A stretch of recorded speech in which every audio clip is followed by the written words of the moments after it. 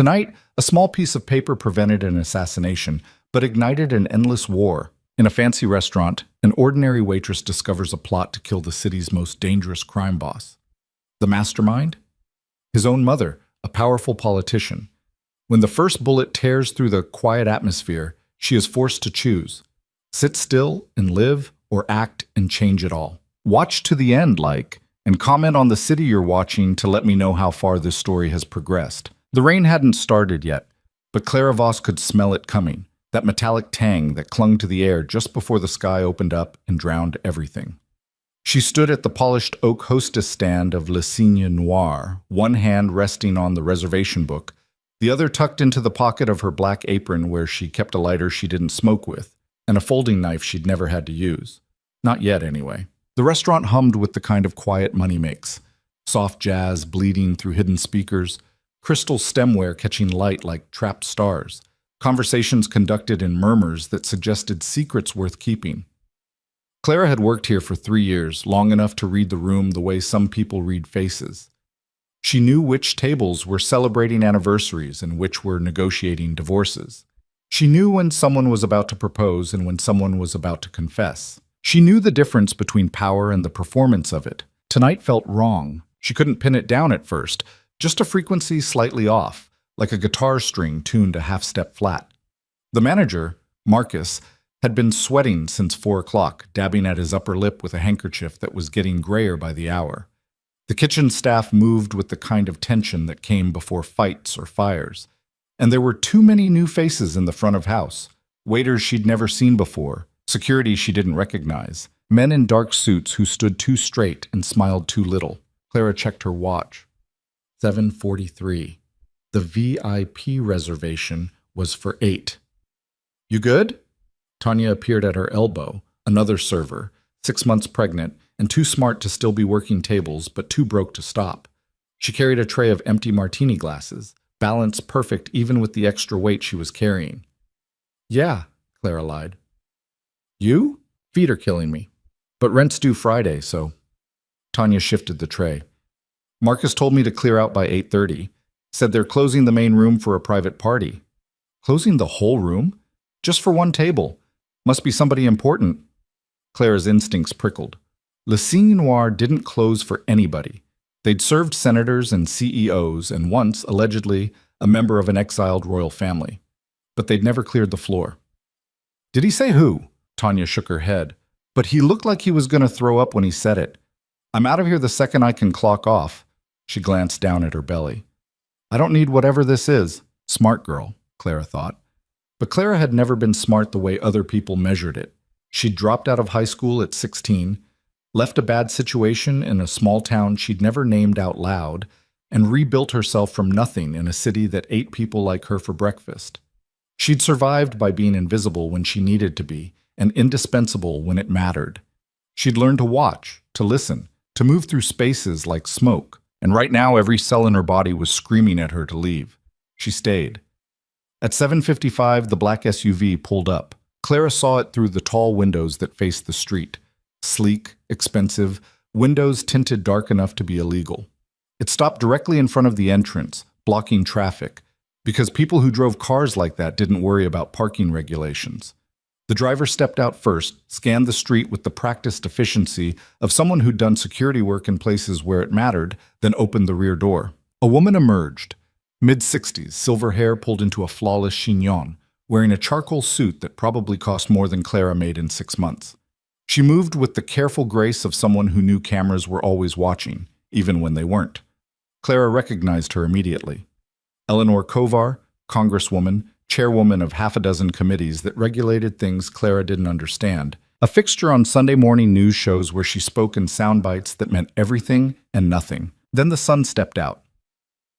Adrian Kovar didn't look like a criminal. That was the first thing that struck Clara. How normal he seemed, how controlled. He wore a navy suit that fit like it had been made for him because it had dark hair cut short, clean-shaven, the kind of face that belonged in boardrooms or on magazine covers. He moved around the car to offer his mother his arm, solicitous, attentive, every inch the dutiful son. But Clara had grown up around violence, the kind that wore a smile and shook your hand before it broke your fingers. And she knew what it looked like when it dressed up for dinner. Adrian Kovar carried it in the set of his shoulders, in the way his eyes never stopped moving, cataloging exits and angles and threats. She'd heard the stories. Everyone had.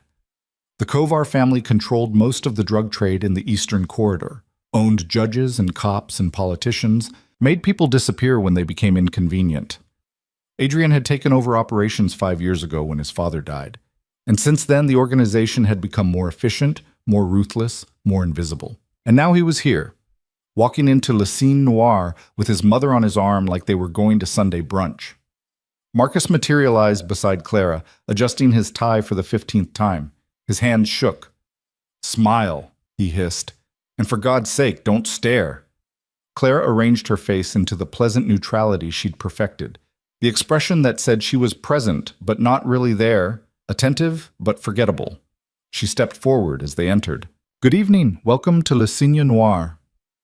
Eleanor Kovar smiled the way politicians did, warmth that never reached the calculation in her eyes. "Thank you, dear. We have a reservation. Under Kovar." "Of course. Right this way, please." Clara led them through the emptied dining room. The other tables had been cleared, chairs upended on surfaces still damp from wiping, a theatrical abandonment that made the space feel more like a stage than a restaurant. Their table sat in the center, white tablecloth, fresh flowers, candles already lit. 2 place settings. No one else. Adrian pulled out his mother's chair, waited until she was seated, then took his own seat facing the door. Always facing the door. Claire had seen enough men like him to know that was instinct, survival wired into muscle memory. "Your server will be with you shortly. Can I start you with something to drink?" "Champagne," Eleanor said. "The Bollinger, if you have it." "We do. I'll have that right out." Clara retreated toward the kitchen, her heartbeat too loud in her ears. Something was wrong. Everything about this was wrong. She'd served dangerous men before. This city was full of them, but this felt different, staged. Like everyone was reading from a script except her. In the kitchen, chaos barely contained by stainless steel and white tile. The head chef, Antoine, was screaming at someone about sauces while 2 line cooks moved through their prep with mechanical precision. But there were others, men Clara didn't recognize, wearing kitchen whites that looked brand new, moving with the wrong kind of purpose. She found the Bollinger in the wine fridge, checked the vintage, grabbed 2 flutes from the rack. One of the strange men watched her, his eyes tracking her movement with an intensity that made her skin crawl. She ignored him, popped the cork with practiced efficiency, poured 2 perfect measures. When she returned to the dining room, Eleanor and Adrian were talking in low voices, heads close together. They stopped when she approached. "Thank you," Eleanor said, accepting her glass. Adrian took his, but didn't drink, just turned the stem between his fingers, watching the candlelight catch in the bubbles. Clara set the bottle in the ice bucket, stepped back. "Are you ready to order, or would you like a few more minutes?" "A few minutes," Adrian said. His voice was quieter than she'd expected, almost gentle. It didn't match what he was. She left them alone. Retreated to the shadows near the kitchen entrance where servers usually congregated between courses, invisible unless needed. From there she could see the whole room, the table, the windows, the front entrance, the hallway that led to the restrooms, and the emergency exit. Marcus appeared beside her, so tense she could feel it radiating off him like heat. "Something's happening," Clara said quietly. "What is it?" "Nothing, just important guests. We need to be perfect tonight." "Marcus." She looked at him, really looked at him, and saw fear in the lines around his mouth. "What's happening?" He opened his mouth, closed it, shook his head. "Just do your job, Clara, please. Just don't get involved." He walked away before she could press him, disappearing into his office off the main corridor. Clara stood alone, watching Eleanor and Adrian Kovar pretend to be a normal mother and son, having a normal dinner. Eleanor's hand shook when she lifted her glass. Adrian noticed but didn't comment. The first irregularity came at 8:15. 2 men entered through the back entrance, the one that led to the delivery dock and the dumpsters, and the part of the city that didn't photograph well. They weren't dressed like staff, jeans, dark jackets, carrying nothing. They moved through the kitchen without stopping, without speaking to anyone, and disappeared into the storage area. Clara's throat went dry. She found one of the sous chefs, a kid named David, who owed her for covering his shift last month. "Who are they?" "Who?" "The 2 guys who just came through the back." David's face went carefully blank. Didn't see anyone. David, I didn't see anyone, Clara. Neither did you, okay? He turned back to his station, shoulders tight, and she knew she wouldn't get anything else from him. Fear had settled into the kitchen like smoke, thick and choking, and everyone was trying not to breathe it in. Clara made her way to the storage area, moving like she had a reason to be there, like she was just looking for extra napkins or another bottle of wine. The room smelled like cardboard and onions and something else, gun oil maybe, or the particular kind of sweat that came from adrenaline. The two men stood near the back, talking in low voices. One of them saw her, stopped mid-sentence. "Can I help you?" His tone made it clear she should leave. "Just grabbing supplies."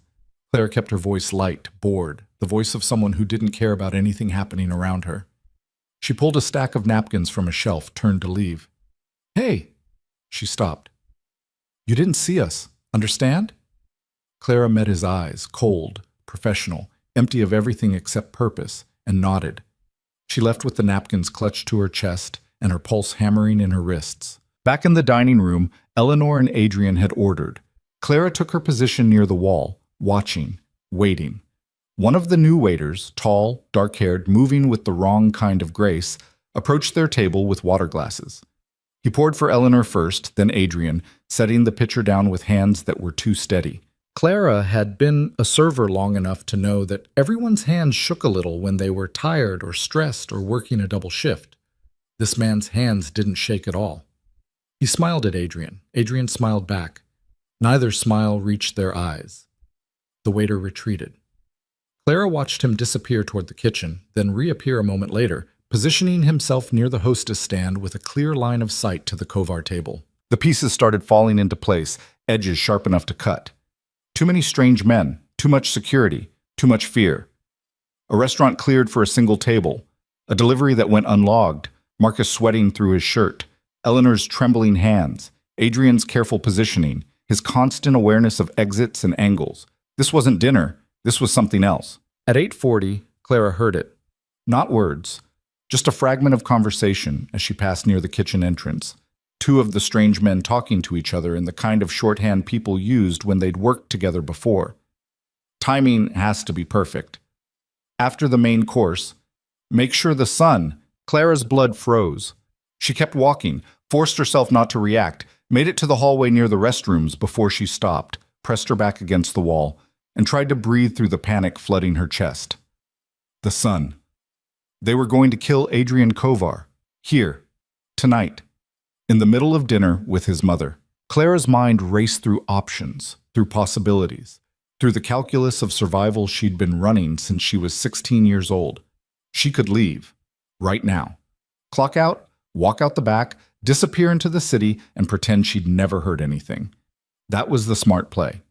The safe play.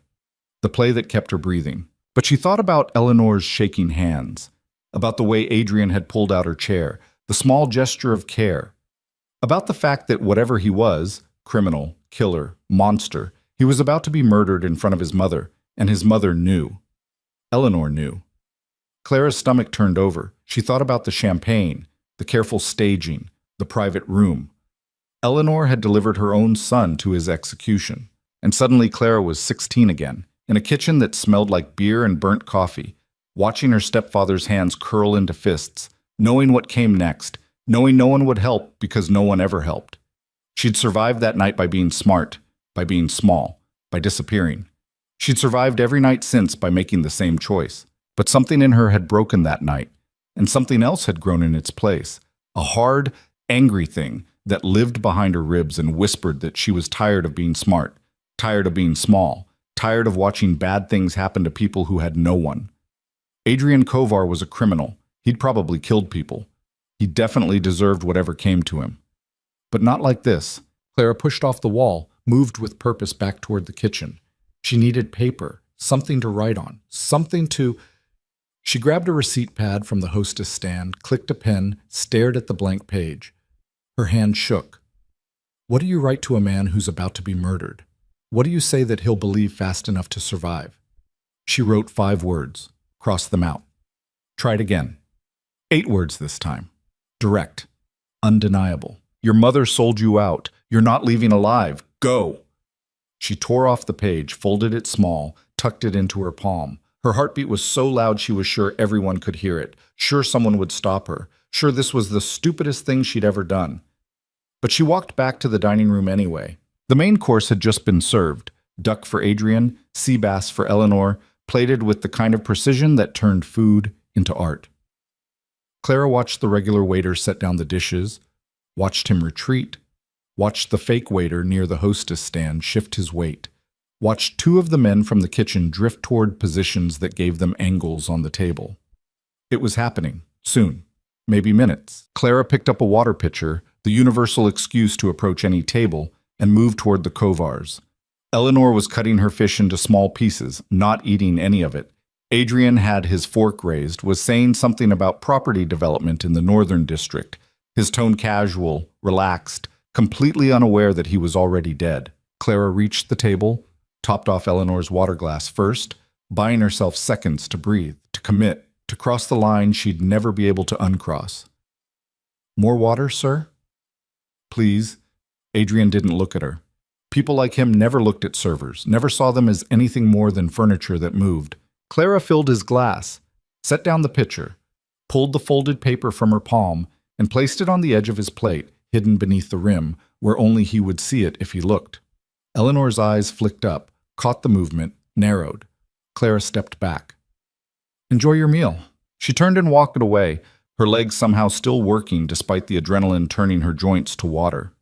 She made it 5 steps before she heard it, the scrape of a chair, the shift in the room's energy, the moment when everything that had been potential became kinetic. "Mom."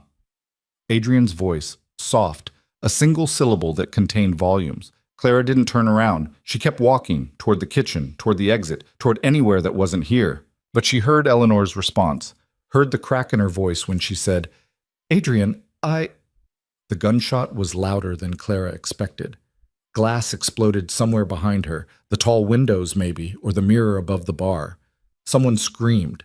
Clara dropped, instinct taking over, hitting the floor as the second shot tore through the space where her head had been.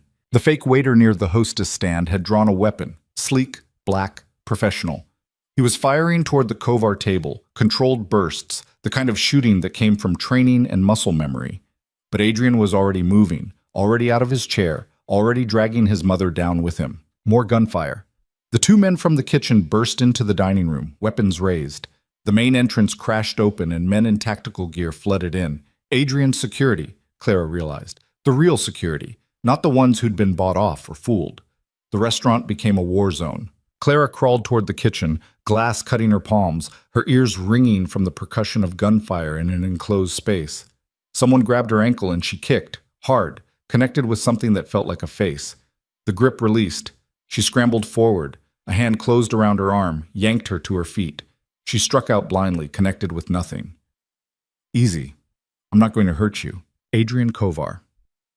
Blood on his sleeve, his mother pressed against the floor behind him, his eyes scanning the room with the kind of tactical awareness that came from experience. He was holding a gun. Where had he gotten a gun? And using his body to shield both her and Eleanor. "Back exit," he said. "Now." Clara pointed toward the service corridor, the hallway that connected the kitchen to the alley. Adrian nodded, shifted Eleanor into motion, kept Clara close. They moved as a unit, staying low, using the overturned tables as cover. More gunfire. Someone was shouting orders. Glass kept breaking, the sound of a place being destroyed mixing with the wet sounds of bullets finding bodies. They made it to the corridor. Adrian slammed the door behind them, shot the lock for good measure. The hallway was narrow, dim, lined with storage shelves and the detritus of restaurant operations. Eleanor was crying, quiet, dignified sobs that she tried to muffle with her hand. "Who are you?" Adrian's attention was on Clara now, full and focused, the kind of attention that missed nothing. "Just a waitress." "You wrote the note." "Yeah." "How did you know?" Clara's laugh was sharp, bitter. "I listened. I watched. I'm good at that." Adrian studied her for another heartbeat, then nodded. "Thank you." The simple words hung in the air between them, inadequate for what had just happened, for what was still happening. From the dining room, the sounds of fighting were dying down. Either Adrian's people had won or everyone was dead. Adrian moved to the door at the end of the corridor, the one that opened onto the alley. He tried the handle, locked from the outside. "Stand back." He shot the lock 3 times, kicked the door open. Rain poured through the opening. The storm had started while they'd been inside, turning the alley into a river of runoff and garbage. An armored vehicle sat idling at the mouth of the alley, back door open, a man in tactical gear waving them forward. Adrian went first, weapon raised, checking angles. Then he reached back for his mother. Eleanor took his hand, let him guide her through the rain toward safety. Clara stood in the doorway, rain soaking her clothes, her face, washing away the smell of gunpowder and fear. She should go back. Clock out. Pretend none of this had happened. Adrian looked back at her from the vehicle. "Come on." "I can't. They saw you. They saw you warn me. You're not safe here." Clara's mind spun through the implications. He was right. The men in the restaurant had seen her approach the table, seen Adrian read the note, seen him react. They knew she'd ruined their plan.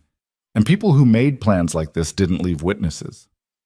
She ran. The alley was slick with rain and oil and things she didn't want to identify. Her shoes, stupid, impractical, designed for serving drinks, not running for her life, slipped on the pavement. She went down hard, caught herself on her hands, felt skin tear. Someone grabbed her arm, hauled her up. Adrian. He didn't let go until she was in the vehicle, until Eleanor was between them, until the door was closed and they were moving. The city blurred outside the bulletproof windows. Rain hammered the roof. Eleanor's crying had stopped, replaced by a hollow silence that was somehow worse. Clara sat pressed against the far door, trying to understand what had just happened, trying to reconcile the fact that 5 minutes ago she'd been a waitress, and now she was in an armored car with a crime lord and his mother who'd just tried to have him killed. Adrian was on his phone, speaking in low tones to someone on the other end.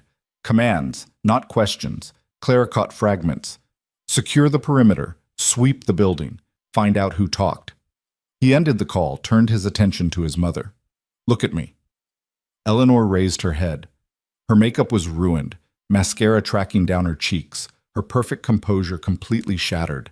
She looked old suddenly, fragile, human. Why? The question was simple. The answer seemed to take everything Eleanor had left. "They had proof," she whispered. "Records. Documents. Evidence of things I did years ago when I was building my career. Things that would destroy everything I've worked for. They said if I didn't give them you, they'd release it all. I'd lose my seat. The committees, everything. I'd go to prison, Adrian. So you chose prison for me instead. I chose survival. I chose..." Her voice broke. "I didn't know what else to do." The silence that followed was dense enough to choke on. Clara sat very still, trying to be invisible the way she'd always been invisible, trying to pretend she wasn't hearing this, wasn't witnessing this moment of brutal honesty between a mother and the son she'd betrayed. Adrian finally looked away, stared out at the rain-soaked city. When he spoke, his voice was carefully controlled, emotion locked down somewhere Clara couldn't see. "Did you really think it would work?" Yes, I thought it would. They were professionals. They had it planned to the second. If she hadn't..." Eleanor's eyes found Clara, filled with something that might have been gratitude or might have been hate. "If she hadn't warned you, you'd be dead." Adrian nodded slowly. "Yeah, I would be." The vehicle turned onto a highway, picked up speed, leaving the city center behind. Clara had no idea where they were going. She had no phone. She'd left everything in her locker at the restaurant. No way to contact anyone, no way to leave. She was trapped in this car with these people and whatever came next. "Where are we going?" she asked, her voice smaller than she'd intended. Adrian glanced at her, seemed to remember she existed. "Somewhere safe. For now." I have a shift tomorrow. My rent is due. You can't go back to your apartment. They'll know who you are by now. They'll be watching." The reality of it hit Clara like cold water. Her apartment, her life, the fragile stability she'd built over 3 years in this city, gone, because she'd written 8 words on a piece of paper. "I didn't ask for this," she said. "I know." Adrian's voice was gentler than it had been with his mother. "But you're in it now, and I don't leave debts unpaid. You saved my life. I'll keep you safe until this is over. And then what? He didn't answer. Maybe he didn't have one. The vehicle pulled off the highway, wound through residential streets that got progressively nicer. Houses becoming estates, becoming private drives behind gates that required codes to open. They stopped in front of a brick building that looked like it had been a factory once, converted into lofts that cost more per month than Clara made in a year. Adrian's security swept the area first, checking sight lines and entry points, moving with practiced efficiency. When they gave the all clear, Adrian helped his mother out of the vehicle. Eleanor had gone somewhere inside herself, moving mechanically, responding to direction but not really present. Clara followed them into a lobby that smelled like expensive renovations and money, new paint, polished concrete, the subtle scent of whatever they cleaned rich people's floors with. An elevator took them to the top floor, opened directly into a loft space that was all exposed brick and tall windows and furniture that looked uncomfortable but probably cost more than Clara's car. Adrian settled Eleanor on a couch, draped a blanket over her shoulders like she was fragile china that might shatter if handled too roughly. She stared at nothing, lips moving soundlessly, caught in some internal dialogue Clara couldn't hear. "There's a bedroom through there," Adrian pointed to a door off the main space. "You can rest. We'll figure out next steps in the morning." Clara wanted to argue, wanted to demand answers, wanted to understand how her life had imploded so completely in the space of an hour. But exhaustion was catching up with her, adrenaline crash turning her limbs to lead, and she didn't have the energy to fight. She found the bedroom, sparse, clean, a bed that looked too soft for the kind of sleep she needed. She sat on the edge of it, still in her ruined uniform, still wearing shoes that pinched her feet, and stared at her hands. They were shaking. Had been shaking since she'd written the note. Maybe since before that. Since the moment the SU-5 had pulled up and she'd known something was wrong. She'd saved a criminal's life tonight. She'd probably ended her own in the process. And the worst part, the part that made her want to laugh or scream or both, was that given the choice again, she thought she might do the same thing. From the main room, she heard voices, Adrian on the phone again, speaking too quietly for her to make out words. Eleanor crying, the sound muffled like she was trying to hide it.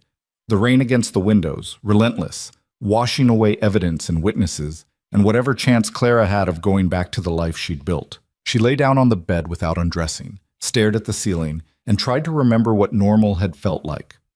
Tried to imagine a version of herself who'd just finished a shift, who'd gone home to her studio apartment with the broken heater and the noisy neighbors, who'd heated up leftover takeout and watched something mindless on her laptop until she fell asleep. That version of Clara seemed impossibly distant now, separated by a choice that couldn't be unmade, a line that couldn't be uncrossed.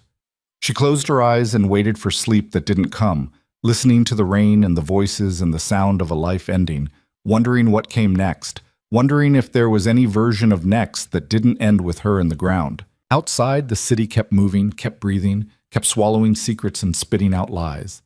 And somewhere in that city, men who'd failed to kill Adrian Kovar tonight were already planning how to finish the job. Clara didn't sleep.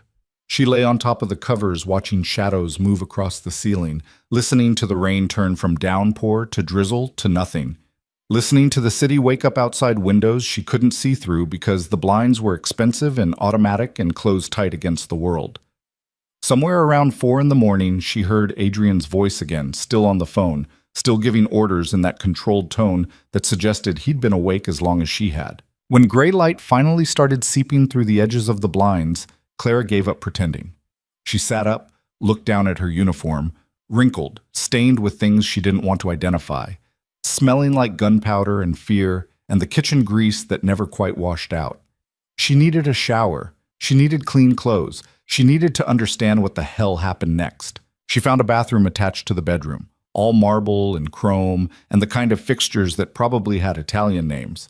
She stripped off the uniform, left it in a pile on the floor, and stood under water hot enough to hurt. Washed her hair with shampoo that smelled like something botanical and expensive. Watched the water at her feet turn gray, then clear. Stayed under the spray until the heat ran out and her skin was pink and raw. There were towels. Soft. Thick. The kind hotels used in advertisements. She wrapped one around herself, stared at her reflection in the mirror that covered an entire wall. She looked different. Harder, maybe.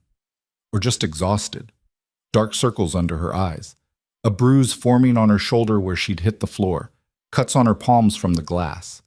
Evidence of a night that had happened, that couldn't be undone. Someone knocked on the bedroom door. "Yeah?" Her voice came out rough. "There's clothes."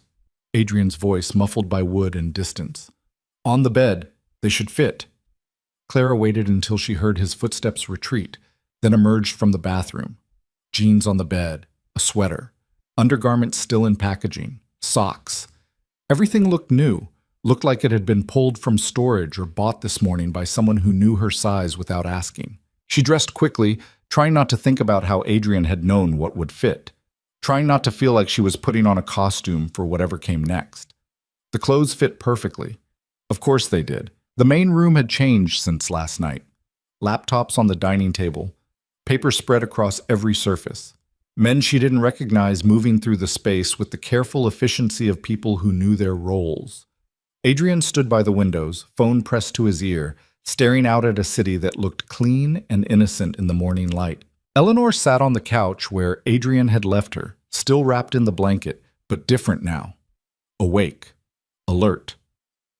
Her eyes tracked Clara's movement across the room with the kind of calculation that reminded Clara exactly who this woman was. Not just a mother who'd made a terrible choice, but a politician who'd survived decades in a system designed to eat people alive. Coffee's in the kitchen. One of the men, early 30s, tattoos visible at his collar, gun obvious under his jacket, gestured toward an alcove Clara hadn't noticed last night. "Help yourself." Clara poured coffee into a mug that probably cost more than her weekly grocery budget, added sugar she found in a cabinet that held nothing but expensive coffee equipment, and tried to look like she belonged here. Like she was the kind of person who drank coffee in a crime lord's safe house the morning after surviving an assassination attempt. Adrian ended his call, turned to face the room. He looked like he'd slept in his clothes, the suit from last night, minus the jacket, shirt collar open, sleeves rolled up. But his eyes were sharp, focused, running calculations Clara couldn't follow. "How many?" he asked the tattooed man. "4 confirmed dead at the restaurant. 2 of ours, 2 of theirs. 3 wounded, all theirs, all in custody. The rest scattered when our guys arrived." "The police?" "Handled. Official story is a robbery gone wrong. Restaurant owner is cooperating. No mention of you or your mother." Adrian nodded, absorbing this, fitting it into whatever larger picture he was building. "The leak?" "Still working on it. Someone inside gave them the reservation, the timing, the security rotation. We're running down everyone who had access." "Run faster." The man nodded, retreated to one of the laptops, started typing with the kind of intensity that suggested failure wasn't an option. Clara sipped her coffee, stayed quiet, tried to be invisible the way she'd always been invisible. But Adrian's attention found her anyway, pulled her into the conversation like gravity. "You okay?" The question was absurd. She wanted to laugh. Instead, she said, "Define okay." Almost smile, there and gone. "Fair enough. You hungry? I need to know what happens next." The room went quiet. Even the men at the laptop stopped typing. Eleanor shifted on the couch, the blanket slipping from her shoulders. Adrian studied Clara for a long moment, the kind of assessment that felt like being weighed and measured and judged. Finally, he nodded. "Sit down. We need to talk." Clara sat at the dining table, across from where Adrian settled into a chair with the careful movement of someone whose body hurt but who'd never admit it. Eleanor stayed on the couch, watching, saying nothing. "The people who tried to kill me last night," Adrian began, "are part of an organization called the Syndicate. They're not local. They're not even national. They operate across borders, multiple countries, controlling everything from drug trade to human trafficking to political influence. They're bigger than me. Bigger than anyone in this city." Clara's coffee had gone cold in her hands. "Why do they want you dead?" "Because I'm in their way. My family's operation, what we control here, it's valuable territory. They've been trying to move in for years, but my father kept them out. After he died, I kept them out. They decided negotiation wasn't working, so they went for a different approach." "They blackmailed your mother." Adrian's jaw tightened. "Yes." Clara looked at Eleanor, who met her gaze without flinching.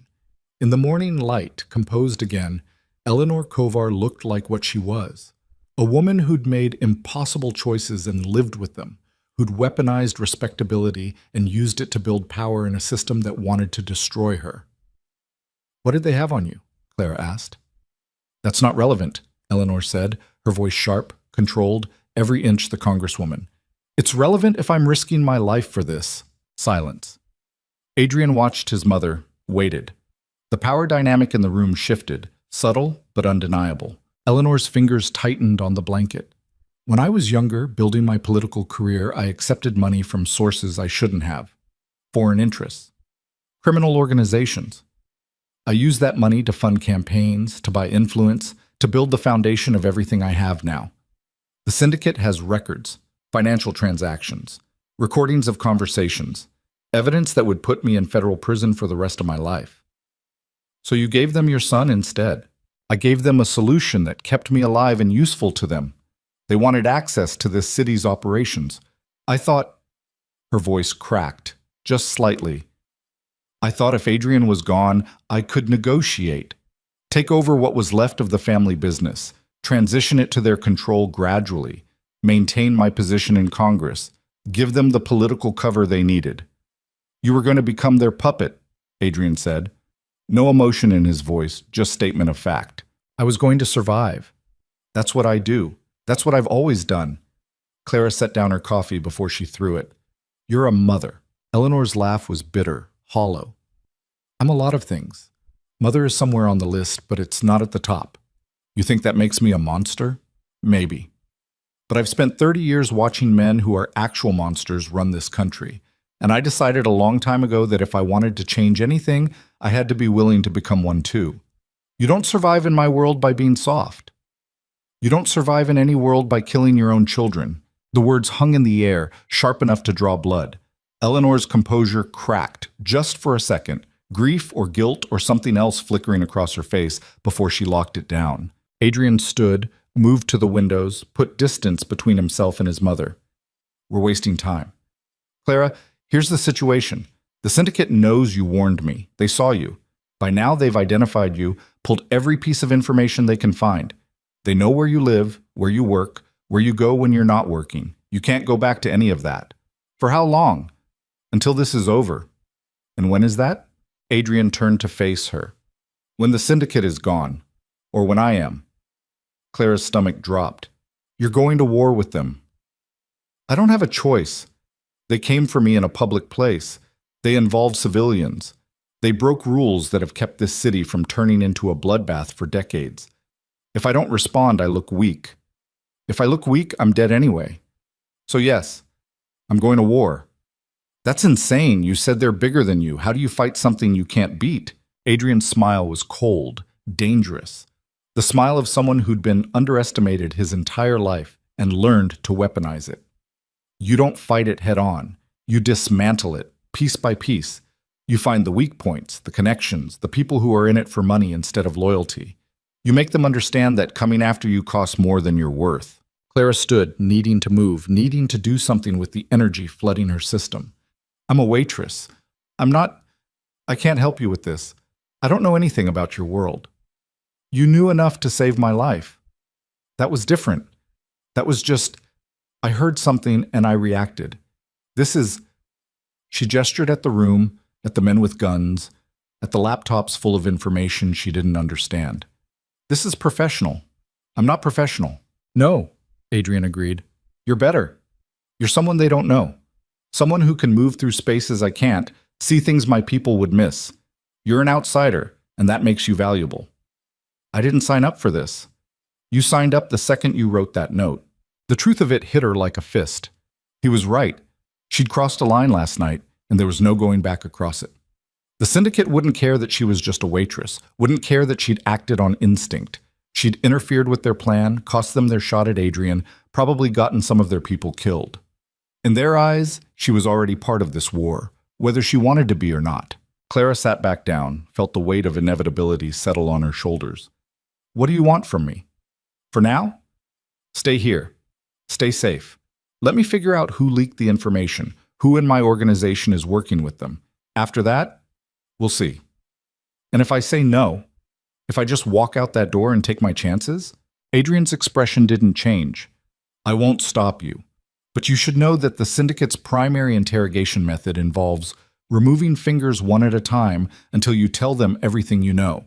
And since you don't know anything, they'll just keep removing fingers until they get bored. Then they'll move to other parts.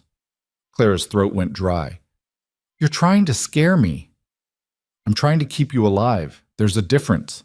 Silence filled the space between them, heavy with unspoken implications. Clara thought about her apartment, her life, the carefully constructed invisibility she'd maintained for 3 years. All of it gone, burned away by 8 words on a piece of paper. Eleanor spoke from the couch, her voice softer than before. He's right. They won't stop looking for you. And when they find you... She stopped, shook her head. Stay here, at least until this is resolved. Resolved, Clara repeated. You mean until people are dead? Yes. The honesty was almost refreshing. Clara looked at Eleanor, really looked at her, and saw something she recognized. The hollow exhaustion of someone who'd made terrible choices and had to live inside them, who'd traded pieces of themselves for survival and wasn't sure if anything essential remained. Did you love him? Claire asked.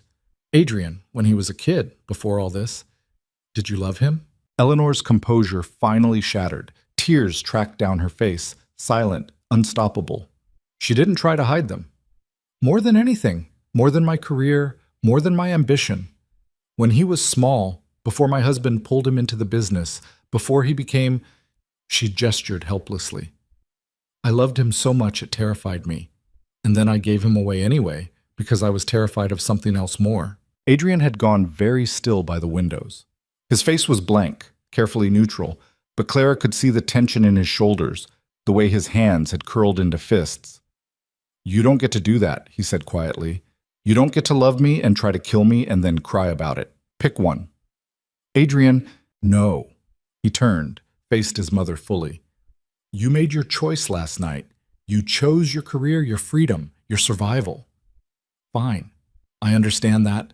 I've made similar choices, but don't stand here and pretend it destroyed you. You're still breathing. You're still free. You're still you, so own it.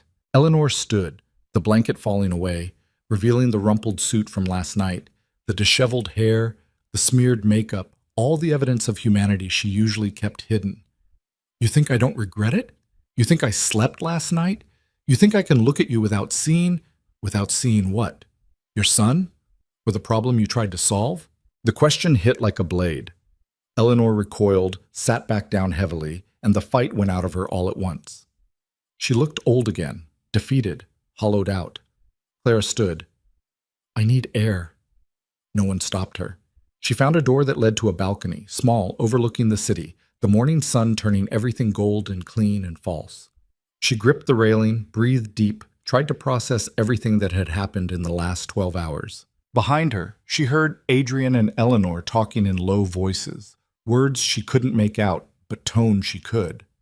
Recrimination and grief and the kind of damage that didn't heal, just scarred over and ached when the weather changed. Footsteps. One of the men from inside, the tattooed one, joined her on the balcony, lit a cigarette without asking if she minded. You settling in okay? Clara laughed, the sound sharp and humorless. Is that a real question? Fair enough. He took a drag, exhaled smoke toward the city. I'm Marcus. Not the restaurant Marcus. Different Marcus. There's a lot of Marcuses in the world. True fact. He studied her with the same assessing look Adrian had used, but gentler, less dangerous. You did good last night. Most people would have frozen. Most people are smarter than me. Maybe. But smart doesn't always mean alive. Another drag. Adrian's a good man. I know that sounds crazy given what he does, but it's true. His father was a monster, the kind who enjoyed hurting people. Adrian's different. He does what needs doing, but he doesn't like it, doesn't get off on it. Why are you telling me this? Marcus shrugged. Because you're scared, and you should be. But you should also know that if anyone can keep you alive through this, it's him. He pays his debts, and you saved his life, so that's a pretty big debt. Clara turned to face him. What happens if I want out, after this is over? What happens if I just want to disappear? Then you disappear. Adrian's not going to force you into his world. He'll give you money, new identity if you need it, set you up somewhere safe, but Marcus paused, choosing words carefully. But once you're in this deep, once you've seen what you've seen, leaving doesn't mean forgetting.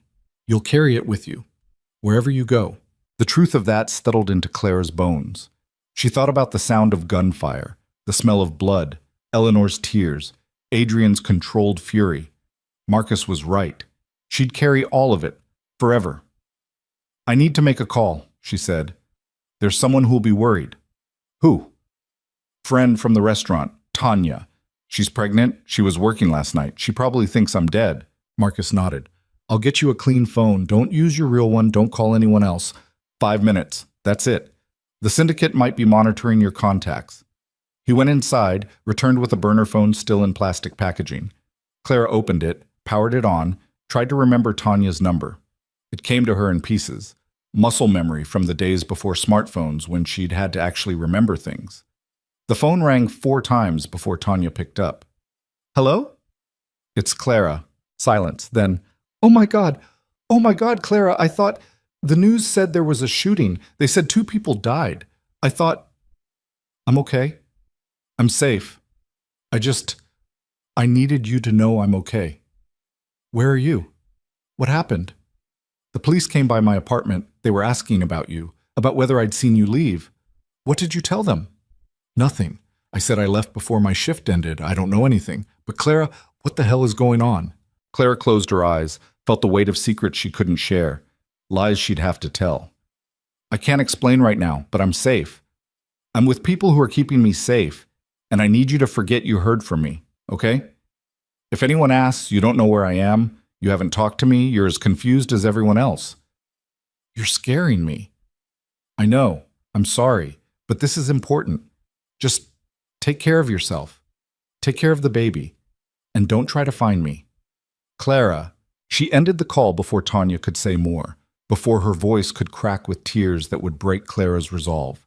She handed the phone back to Marcus, who took it without comment. Feel better? No, but at least she knows I'm alive. They stood in silence, watching the city wake up fully. Traffic building on the streets below, people moving through their normal lives, completely unaware that somewhere above them a waitress was standing on a balcony trying to understand how her life had become unrecognizable. Inside raised voices. Clara turned, saw through the glass doors that Adrian and Eleanor were arguing now, really arguing, the kind of fight that came from years of unresolved tension finally finding an outlet. Should have told me. Adrian's voice, louder than before, control slipping. And what would you have done? Solved it. Saved me. You're a criminal, Adrian, not a, I'm your son. The words echoed through the loft. Eleanor went quiet. So did everyone else. The men at the laptops found reasons to look at their screens. Marcus shifted uncomfortably beside Clara. Adrian stood in the middle of the room, chest heaving, something raw and dangerous in his expression. I'm your son, and you sold me out without even asking if I could help. You assumed I was just like Dad, just another monster in a suit. You didn't even give me a chance. Would it have mattered? Eleanor's voice was barely a whisper. I don't know, but you could have found out. Instead, you... He stopped, shook his head, turned away. I need to work. We'll finish this later. He stalked to one of the laptops, bent over it with one of his men, started issuing orders in a low voice that didn't invite interruption. Eleanor sat on the couch, staring at nothing, tears drying on her face. Clara came back inside, poured more coffee she didn't want, felt like an intruder in someone else's tragedy. The morning ground forward. Men came and went, bringing reports, taking orders, moving through the space with practiced efficiency. Clara learned names. Marcus the tattooed one, David who handled tech, Roman who coordinated security. She learned that Adrian's organization was bigger than she'd imagined, more professional, more sophisticated. Not just street-level dealers in muscle, but accountants and lawyers, and people who looked like they should be working in corporate offices instead of for a crime family. Around noon, David looked up from his laptop, his face pale. Boss, we found the leak. The room went silent. Adrian crossed to the table, leaned over David's shoulder, read whatever was on the screen. His expression didn't change, but Clara saw his hands tighten on the table edge, knuckles going white. You're sure? Positive. Phone records, financial transactions, Everything lines up. It's been going on for 6 months. Who? David hesitated, glanced at the other men, then said a name Clara didn't recognize. But the reaction in the room told her it mattered. Someone important. Someone trusted. Adrian nodded slowly, processing this, fitting it into his calculations. Where is he? His apartment. We've had eyes on it since last night. He hasn't left. Bring him here. Roman stepped forward. You sure you want him here? If the syndicate's tracking him... They're not. He's already served his purpose. They'll have cut him loose by now. Adrian's voice was flat, emotionless, the voice of someone making business decisions. Bring him here. I want to look him in the eye. Roman nodded, left with 2 other men. The loft felt smaller suddenly, the air heavier. Clara watched Adrian return to the windows, stare out at the city like it held answers he couldn't find inside his own head. Eleanor hadn't moved from the couch. What are you going to do to him? What needs doing? Adrian? Don't. He didn't turn around. You don't get a vote here. You gave that up last night. Silence. Clara sat at the dining table, feeling like she was watching a family destroy itself in slow motion, unable to look away, unable to help. 30 minutes later, Roman returned with their prize, a man in his 40s, thin, nervous, hands zip-tied in front of him. He had the look of someone who'd been awake for days, who'd known this moment was coming and couldn't stop it. Adrian turned from the windows, studied the man with the same cold assessment he'd used on Clara earlier. James? Adrian, I can explain. I'm sure you can. Sit down. Roman pushed James into a chair at the dining table, stood behind him with the kind of presence that suggested movement would be unwise. The other men formed a loose circle, boxing James in, blocking escape routes. Adrian sat across from him, relaxed, almost casual. How much did they pay you? James's throat worked. It wasn't about money. Then what? They have my daughter.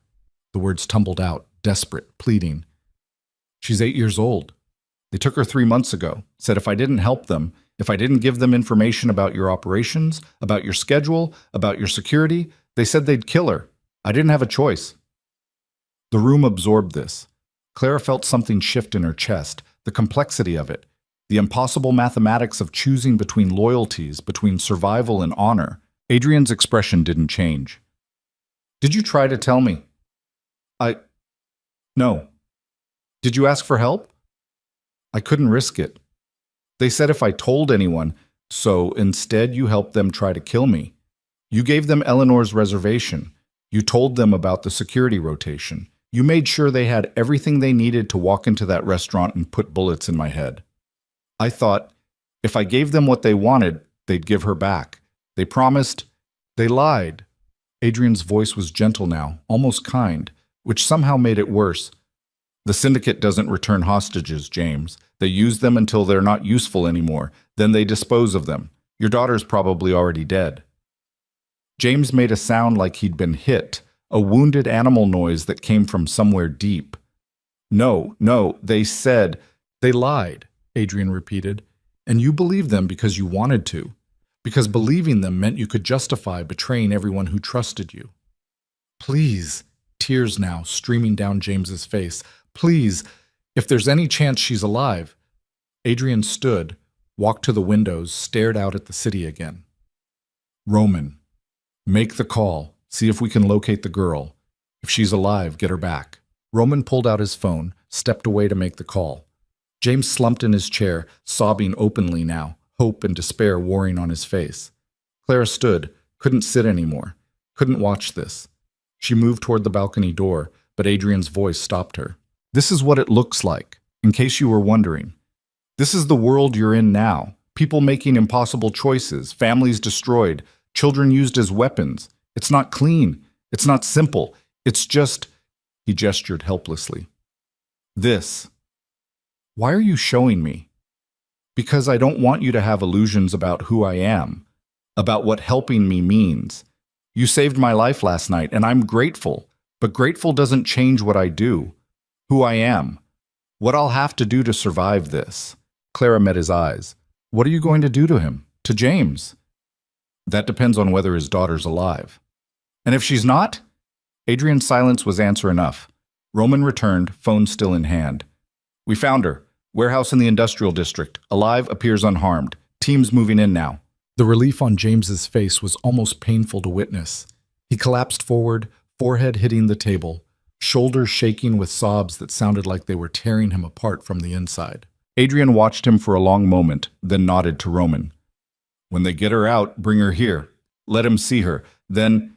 He paused, something flickering across his face that might have been regret. Then let him go. Both of them. New identities, money to start over somewhere far away. He's done enough damage. Boss, he's a liability. He's a father who made a bad choice trying to save his kid. I'm not going to kill him for that. Adrian's voice hardened. But make sure he understands. If he ever comes back to this city, if he ever talks about what happened, if he so much as breathes wrong, his daughter grows up without a father. Clear? Roman nodded. James looked up, incomprehension and gratitude mixing on his face. Thank you, he whispered. Thank you, Don't thank me. Just disappear. Roman untied James's hands, led him to one of the bedrooms to wait for his daughter. The room exhaled collectively, tension releasing in small increments. Eleanor stood from the couch, approached Adrian with the careful movement of someone approaching something dangerous. That was kind. What you just did. It was practical. Killing him doesn't help me. The syndicate already got what they wanted from him. He's worthless to them now. You could have killed him anyway, to send a message. I could have. Adrian turned to face her. But I'm not Dad. I keep telling you that, but you don't believe me. I'm starting to. They stood facing each other, mother and son, the space between them filled with everything they couldn't say, everything that had broken last night and might never be fixed. Clara watched them, felt like she was witnessing something private, something she had no right to see. I need you to leave, Adrian said finally. Go back to your life. Do your job. Pretend last night never happened. They'll come after me again. Use me to get to you. Probably, but you're good at surviving. You'll figure it out. Eleanor's laugh was bitter. You're punishing me. No, I'm letting you live with your choices. There's a difference. Adrian, we're done, Mom. You tried to have me killed. I'm alive anyway. And now we're done. I'll make sure you're protected, make sure the syndicate knows touching you means war, but that's it. That's all you get. Eleanor nodded slowly, accepting this, understanding there was no argument that would change his mind. I really did love you. When you were small, I wasn't lying about that. I know. Does that matter? Adrian considered this, his face unreadable. I don't know yet. Ask me again in a few years, if we're both still alive. Roman returned from the bedroom. Car's here for the Congresswoman. Eleanor gathered her things, her purse, her dignity, the pieces of her composure she'd managed to salvage. She looked at Clara, seemed about to say something, then thought better of it. Just nodded once, a gesture that might have been acknowledgement or apology or goodbye. Then she was gone, escorted out by Roman, leaving behind silence and the faint scent of her perfume. Adrian sat heavily in one of the chairs, suddenly looking exhausted, the control he'd maintained all morning finally slipping. He rubbed his face with both hands, breathed deep. You okay? Clara asked, the question absurd given everything, but the only one she had. No, but I will be. He looked up at her. Thank you. For staying. For not running. You could have 12 times this morning, and you didn't. Where would I run to? Anywhere. But you stayed anyway. Clara sat across from him, the same chair James had occupied minutes before. What happens now? Now I disappear. Officially. The syndicate wanted me dead? Fine, I'll give them dead, fake my death, make it convincing, let them think they won. And then... His smile was cold, dangerous, the smile of someone planning violence with precision. Then I take apart everything they've built in this city, piece by piece, until there's nothing left. That's insane. Probably, but it's the only move that keeps me breathing long term. If I stay alive and visible, they keep coming. I have to make them think I'm gone. Have to make everyone think I'm gone. Clara's mind raced through the implications. Your mother. She'd have to sell it, grieve publicly. She's a politician. She's been performing her whole life. This will just be another role. And me, Adrian met her eyes. You disappear too. New name, new life, or... He hesitated, something shifting in his expression. Or you help me. Stay invisible with me. Help me take them down. Why would I do that? Because you're already in it. Because leaving doesn't mean safety, just means being alone when they find you. And because he stopped, choosing words carefully. Because I think you're tired of being invisible. I think you're tired of surviving by staying small. Last night, when you wrote that note, you made yourself seen. And I don't think you want to go back. The words hit Clara somewhere deep, somewhere she usually kept locked tight. He was right. God help her, he was right. She'd spent 3 years rebuilding herself by being forgettable, by moving through the world like smoke. And last night she'd stepped into the light, had made a choice that mattered, and even though it had cost her everything, even though she was terrified, she felt more alive than she had in years. If I help you, she said slowly, if I do this, I want a promise. Name it. When it's over, if we survive, you let me walk away, clean. No debts, no obligations, no looking over my shoulder. I get to choose what comes next. Adrian extended his hand across the table. Deal.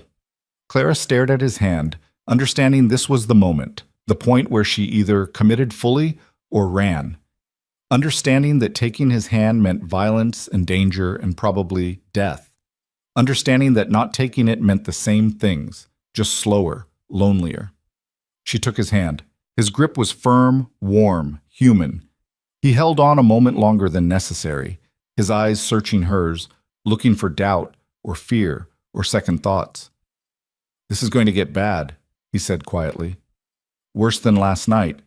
Worse than you can imagine. I know. You might die. I might die anyway. He smiled, real this time, reaching his eyes. Okay then, let's burn it all down. Burn it all. Clara smiled back, feeling something shift in her chest. Terror and exhilaration, and the strange freedom that came from accepting there was no safe choice, only the choice that let you live with yourself. Outside the windows, the city sprawled beneath them, beautiful and false and full of secrets. Somewhere in that city, the syndicate was celebrating Adrian's failed assassination, planning their next move, believing they'd won. They had no idea the ghost was already coming for them, and they had no idea that the waitress who'd ruined their perfect plan was about to become something much more dangerous than they'd ever imagined. Clara Voss, who'd survived by being invisible, was about to learn how to haunt. The war had started, and this time she wasn't running. The plan took shape over 3 days, locked in Adrian's safe house. 3 days of maps and blueprints and phone calls made on encrypted lines to people whose names Clara never learned. She watched Adrian transform from the controlled man who'd sat across from his mother to something else. A strategist, a commander, someone who thought in moves and countermoves like he was playing chess with human pieces. On the first day, they staged the crash. Roman found a body. Clara didn't ask where, didn't want to know. Roughly Adrian's build, roughly his age. They dressed it in Adrian's clothes, put his watch on its wrist, his ring on its finger, burned it beyond recognition in a car that went off a bridge on the highway outside the city. The kind of accident that made the evening news and got filed away as tragic but unremarkable. Clara watched the footage on the local news channel, saw the wreckage, saw the reporter standing in front of twisted metal and shattered glass, talking about how Adrian Kovar, alleged crime lord, had died in a single-vehicle collision. Saw Eleanor on the steps of her office building, flanked by staffers, her face a mask of grief so perfect, Clara almost believed it herself. She's good, Clara said quietly. Adrian stood beside her, watching his own death play out on screen. She's had practice. My father's funeral. She cried on command for the cameras. Made sure everyone saw the grieving widow. Then went home and drank champagne. Did she love him? Your father. No, but she needed him. There's a difference. The news moved on to other stories. A fire in the warehouse district. A political scandal involving a senator Clara didn't recognize. Sports scores that meant nothing. Adrian's death became just another headline, already fading into background noise. Think they bought it? Clara asked. We'll know soon enough. They knew by the end of the second day. David pulled up surveillance footage from 3 different syndicate-controlled properties, clubs, warehouses, fronts that looked legitimate but weren't. In each location, celebrations. Champagne flowing, men in expensive suits shaking hands, the body language of people who just won something they'd been fighting for. They bought it, David confirmed, rewinding the footage to show one particular figure, a man in his 50s, silver hair, moving through one of the clubs like he owned it. That's Vincent Calabrese. He runs the syndicate's Eastern operations. If he's celebrating, they're convinced. Adrian leaned closer to the screen, studying Calabrese with the intensity of someone memorizing an enemy's face. What do we know about him? Everything. David pulled up files, financial records, property deeds, communication logs.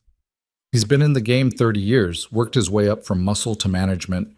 Smart, careful, paranoid.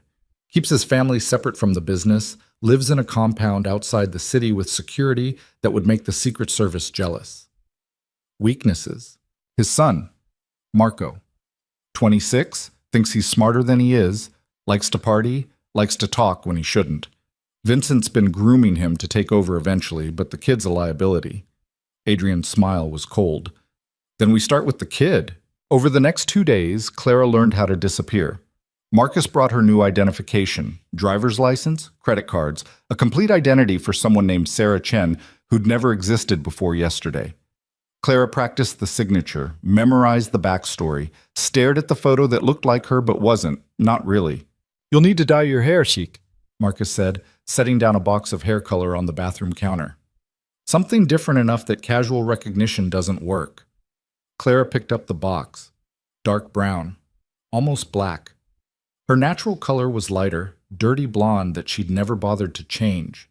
She looked at herself in the mirror, tried to imagine being someone else, wearing a different face. "I'll help," Marcus offered. "Used to do my sister's hair back when we were kids." They worked in silence, Marcus's hand surprisingly gentle as he sectioned her hair, applied the color with the practiced efficiency of someone who'd done this before. Clara watched in the mirror as her reflection changed, as the person she'd been started to disappear under layers of chemical transformation. "This is insane," she said quietly. "Yeah, but you're good at it." Marcus met her eyes in the mirror. "Adrian told me what you did at the restaurant, how you read the situation, how you acted without hesitating. That's not something you can teach. You've got instincts. Or I'm just lucky." Luck runs out. Instincts keep you breathing. When they finished, Clara looked like someone else. The dark hair changed her face, made her eyes look different, her cheekbones sharper. Sarah Chen looked back at her from the mirror, a stranger wearing her skin. That night, Adrian gathered everyone in the main room, his core team, the people he trusted with his life. Roman, Marcus, David, 3 others whose names Clara had learned over the past days. They sat around the dining table, and Adrian laid out the plan like he was briefing soldiers before a mission. "The syndicate thinks I'm dead. That gives us an advantage, but only for a limited time. Eventually, they'll start consolidating my territory, absorbing my operations, and people will disappear. Anyone loyal to me becomes a liability to them. So we move fast, hit them hard, and we don't stop until they're gone." He pulled up a map of the city on one of the laptops, marked with pins in different colors. These are their primary operations: drug distribution, money laundering, human trafficking, protection rackets. We dismantle them systematically, not by fighting them head-on, we can't win that way, but by making their operations too expensive to maintain. We hit their supply lines, intercept their shipments, feed information to the cops about locations they can raid without it coming back to us. "What about Calabrese?" Roman asked. "We save him for last. But first, we take his son." Clara leaned forward. "Take him how?" Adrian's eyes found hers. "We make him think we're his friends, his new business partners. We get close, earn his trust, and when the time's right, we use him to destroy his father." "That's going to take time. What if the syndicate figures out you're alive before then?" "Then we adapt. But right now, they think they've won. They're going to get sloppy, make mistakes. We exploit those mistakes." The meeting continued for another hour, details and contingencies and backup plans. Clara absorbed it all, trying to understand the logic of this world, the way violence and strategy intersected, the cold mathematics of survival. When everyone else had left, when it was just her and Adrian in the dim light of the loft, Clara asked the question that had been building in her chest since she'd shaken his hand. "Why me? You've got professionals, people who know this world. Why bring me into it?" Adrian was quiet for a long moment, staring at the city lights outside the windows. "Because everyone else in my life has an angle. They're loyal because I pay them, or because they're afraid of me, or because being close to power serves their interests. But you warned me because you thought it was right. Not because you owed me anything, not because you wanted something, just because you couldn't watch someone get killed and do nothing. That doesn't make me useful. It makes you different, and different is what I need right now. He turned to face her. Everyone expects me to respond like a crime lord, with violence, with retaliation, with the same patterns my father used. But that's predictable. The syndicate knows how to fight that. So instead, I'm going to be something else. Something they don't expect. What? A ghost, and you're going to help me haunt them. The first move came 3 days later. Clara walked into a club in the financial district wearing a dress she'd never choose, heels that hurt her feet, makeup that transformed her face into something glamorous and artificial. Sarah Chen, according to her new identity, worked in tech consulting and liked expensive cocktails, and had moved to the city 6 months ago from Seattle. She had a complete digital footprint, social media accounts, professional profiles, even a few staged photos with people who looked like friends but were actually Roman's contacts playing roles. The club was called Meridian, all chrome and glass and music loud enough to feel in your chest. It was owned, through several shell companies, by the syndicate, and it was Marco Calabrese's favorite playground. Clara found a spot at the bar, ordered a vodka martini she wouldn't drink, and waited. The plan was simple. Be noticed, be interesting, be exactly the kind of distraction a bored rich kid couldn't resist.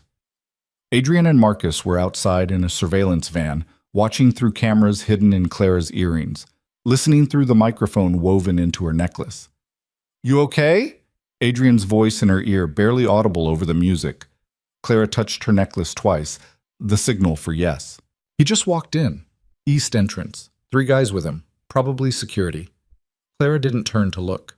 She sipped her drink, checked her phone, projected boredom and availability in equal measure. She'd learned over the past week that this was its own kind of performance, its own kind of survival skill. Be interesting, but not threatening. Available, but not desperate. Exactly the right amount of intriguing. He's moving toward the bar. 20 feet, 15. Clara felt the shift in the air before she saw him. The way people moved aside, the subtle deference that money and violence commanded. She glanced up from her phone, made eye contact for exactly 2 seconds, then looked away. Classic move, Marcus had told her. Make him work for it. Marco Calabrese looked like money wrapped in expensive cologne. Mid-20s, handsome in the way people with personal trainers and good genetics were handsome, wearing a suit that probably cost more than Clara used to make in a month. He leaned against the bar next to her, close enough that she could smell his cologne, something woody and aggressive. Haven't seen you here before. Clara looked up, arranged her face into polite interest. First time. Friend recommended it. Good friend. What are you drinking? Martini? Vodka? Very dry. Marco signaled the bartender, ordered 2 more without asking if she wanted another. Power move, establishing control. Clara let him, played along. I'm Marco. Sarah. They shook hands. His grip was firm, confident, the handshake of someone who'd never been told no.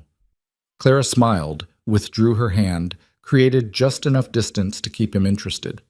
So what do you do, Sarah? Tech consulting. Boring stuff. Mostly helping companies optimize their data infrastructure. She'd practiced this, had the whole backstory memorized. You? Family business. Also boring. His smile suggested it was anything but. You new to the city? 6 months. Still figuring out the good spots. Well, you found one. He gestured around the club like he owned it, which Clara supposed he kind of did. I'm here most weekends. Good music, better company. They talked for 20 minutes, the kind of surface conversation that meant nothing and everything. Clara laughed at his jokes, asked interested questions, played the role of someone charmed by attention from someone like him. And she watched, the way he touched his phone constantly, checking messages, the way his security stayed close but not obvious, the way other people in the club tracked his movements, aware of him the way prey was aware of predators. Want to get out of here? Marco asked, his hand finding her lower back, presumptuous and practiced.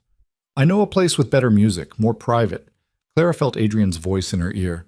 Say yes, but make him wait. Give an excuse. She stepped back, created distance. I would, but I've got an early meeting tomorrow. Rain check? Marco's smile tightened just slightly. He wasn't used to being turned down. Serious? You're turning me down for a meeting? Not turning you down. Just not tonight. Clara pulled out her phone. Give me your number. We'll figure out another time. The dance of pursuit and retreat. Make him chase. Make him invested. Marco gave her his number and Clara texted him immediately so he'd have hers. A single word. Sarah. Don't make me wait too long, Marco said, his tone still playful but with an edge underneath. I won't. Clara left the club, walked 3 blocks to where Roman was waiting in a car, climbed into the back seat and let out a breath she'd been holding for what felt like hours. Her hands were shaking. She pressed them flat against her thighs, tried to calm her racing heart. You did great, Adrian said from the front seat, turning to look at her.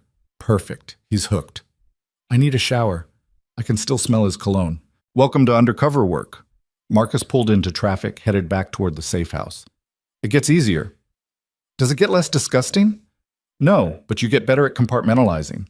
Over the next 2 weeks, Clara became Sarah Chen completely. She met Marco 3 more times, coffee, dinner, drinks at another club. Each time she let him get a little closer, revealed a little more of the carefully constructed backstory, played the role of someone falling for his charm.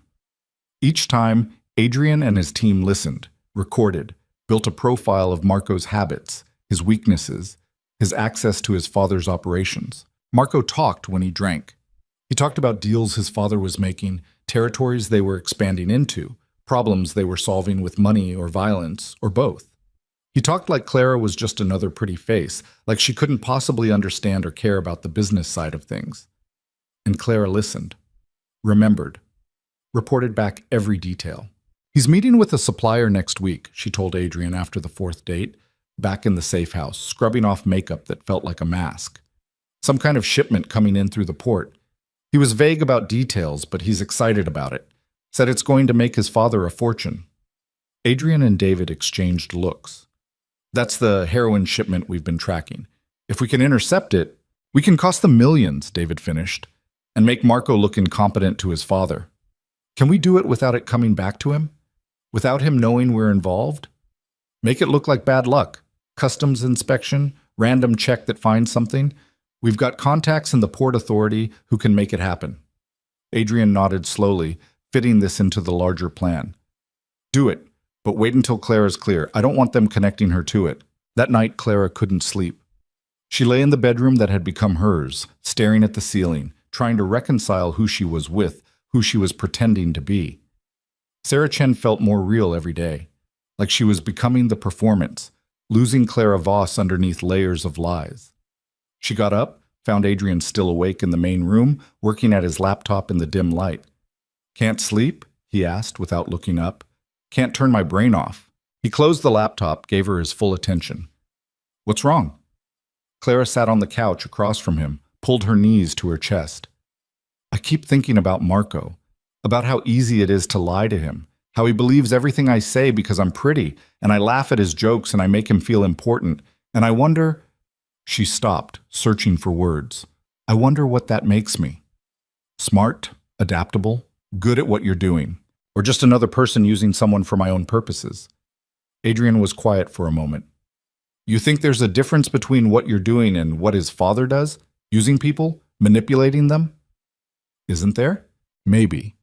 You're doing it to survive, to take down people who traffic humans and sell poison and destroy lives for profit.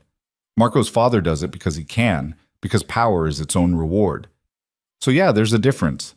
But both require the same skills. Both require you to treat people as means to an end. Clara absorbed this, felt it settle uncomfortably in her chest. Does it ever bother you? What you have to do? Every day. His honesty surprised her. I didn't choose this life. My father pulled me into it when I was 16, taught me the business like other fathers teach their sons how to throw a baseball. By the time I was old enough to understand what it really was, I was already too deep to leave. So I made a choice, either become the monster he wanted me to be or find another way, try to be something different within the system. Is that possible? I don't know, but I have to believe it is, or what's the point? They sat in comfortable silence, two people who'd been thrown together by violence and were trying to find their footing in its aftermath. "Thank you," Clara said finally. "For what?" "For not lying to me. For not pretending this is anything other than what it is." Adrian smiled, tired but genuine. "Get some sleep. Tomorrow we move on the shipment. After that, things are going to accelerate." The shipment was intercepted on a Tuesday morning. Clara saw it on the news. Major drug bust at the port, 50 kilograms of heroin seized, street value in the millions. Officials calling it a significant blow to organized crime in the region. Marco texted her that afternoon, sounding stressed, asking if she wanted to meet for drinks. She said yes. He was drunk when she arrived at the bar, already 3 whiskeys deep, his usual confidence replaced by something jagged and desperate. "Bad day?" Clara asked, sliding onto the stool next to him. "The worst. Work thing. My father—" He stopped, shook his head. "You don't want to hear about this. Try me." And he did. Told her about the shipment, about how it was his responsibility, about how his father was furious, about how this was supposed to be his chance to prove himself, and instead he'd fucked it up. Clara made sympathetic noises, touched his arm, let him lean into her comfort. And she hated herself a little more with each passing minute. Over the next month, they hit the syndicate 6 more times, seized shipments, fed information to police, made key arrests that disrupted operations. Each time, they were careful to make it look random, unconnected, just bad luck compounding itself. And each time, Marco slipped a little further, drank a little more, trusted Clara a little more completely. Clara found herself living 2 lives. Sarah Chen during the days and evenings, laughing at Marco's jokes and listening to his problems and playing the perfect girlfriend. Clara Voss late at night reporting back to Adrian, helping plan the next move, watching the syndicate crumble piece by piece. She was good at it, too good. And that terrified her. "We're ready for the next phase," Adrian told her 6 weeks after they'd started. They were in the safe house, reviewing surveillance footage of Vincent Calabrese leaving his compound. "Marco trusts you completely. It's time to ask him to introduce you to his father." Clara's stomach dropped. "Why?" "Because we need access to Vincent's inner circle. We need to understand his security, his routines, his vulnerabilities. Marco's our way in. He'll never go for it. He keeps his family separate from—" She stopped. "Unless he's serious about me. Unless he thinks I'm long-term." "Exactly. You want me to make him fall in love with me." Adrian met her eyes, and she saw something there. Regret, maybe, or guilt. "Yes." "That's—" Clara stood, paced to the windows, tried to breathe through the revulsion rising in her throat. "That's different. Using him for information is one thing, but this is what it takes." "To do what? Destroy his family? Kill his father?" "To survive. To make sure they don't come after me again. Don't come after you. Don't destroy everything I've built. This is the end game, Clara. Either we finish this or we spend the rest of our lives looking over our shoulders." Clara pressed her forehead against the cold glass, watched the city lights blur. She thought about Marco, stupid, arrogant, privileged Marco who'd never had to fight for anything, but who was still a person, still someone's son, still capable of being hurt.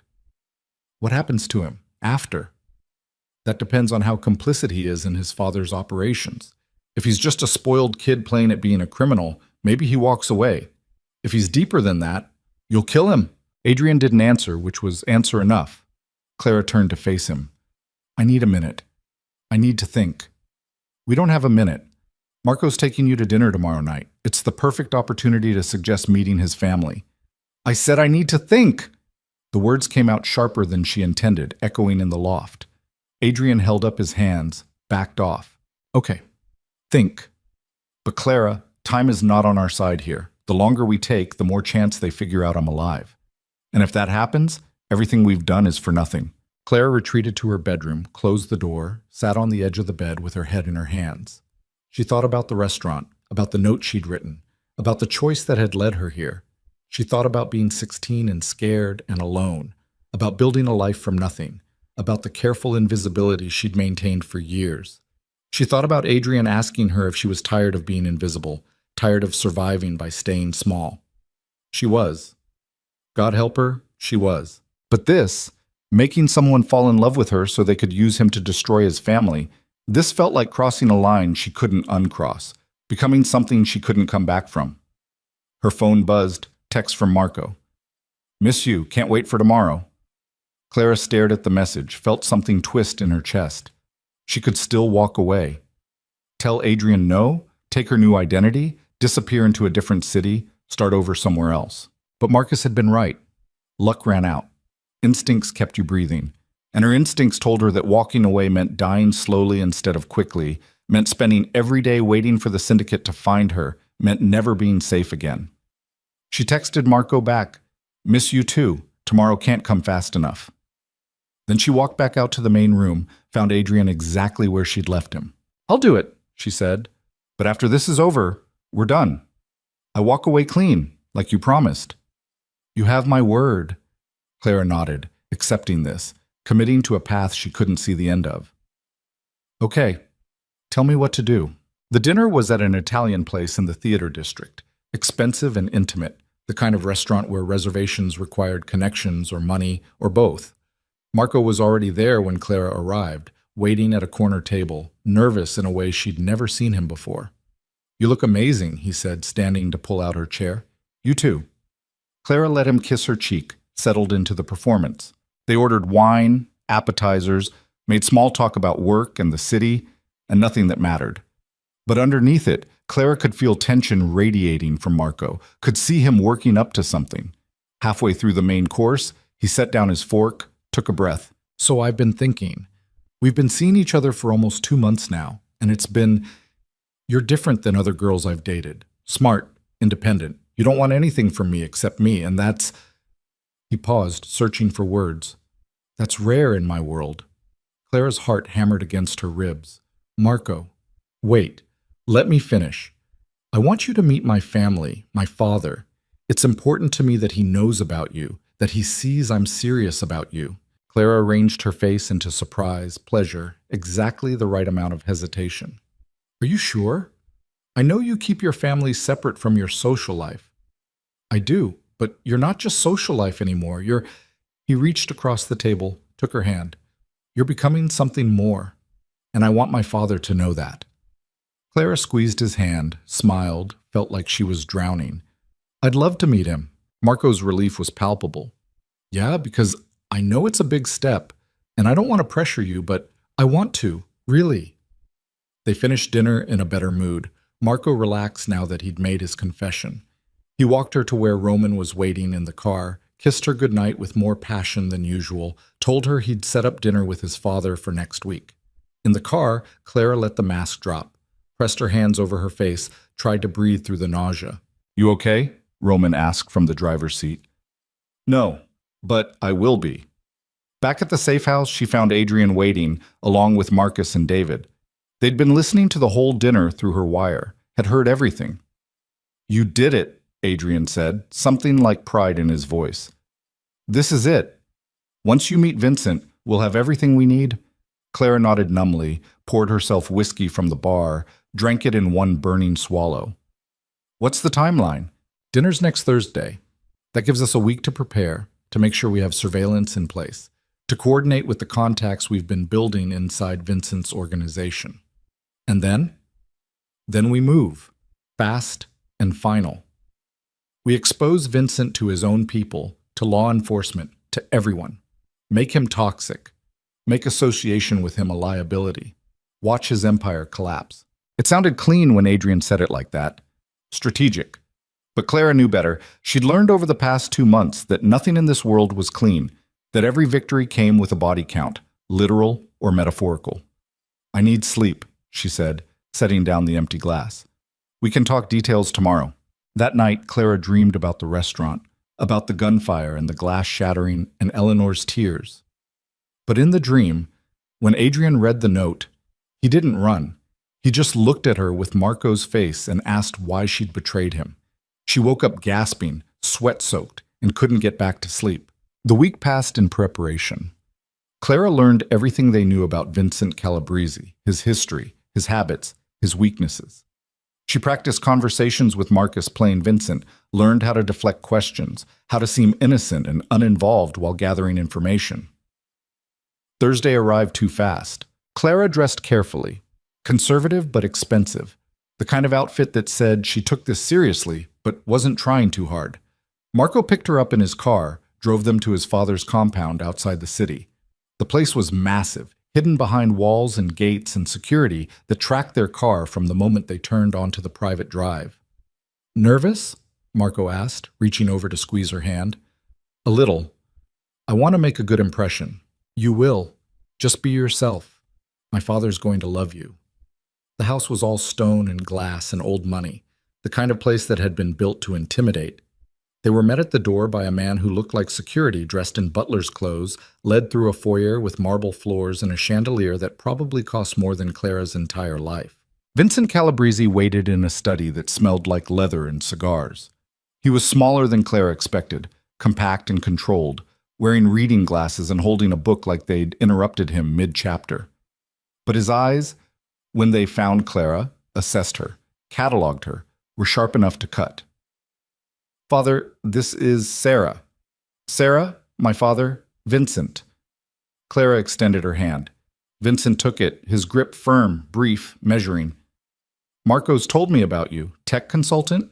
"Yes, sir. Data infrastructure, mostly corporate clients." "Interesting field. Ever work with financial institutions?" The question was casual, but Clara felt the weight of it. He was testing her, seeing if she had connections that could be useful, seeing if she was more than she appeared. "A few banks, mostly mid-size regionals. Nothing too exciting." Vincent smiled, gestured for them to sit. "Marco, why don't you pour us some drinks? The good scotch." Marco moved to a bar in the corner and Clara was alone with Vincent, his attention fully on her now.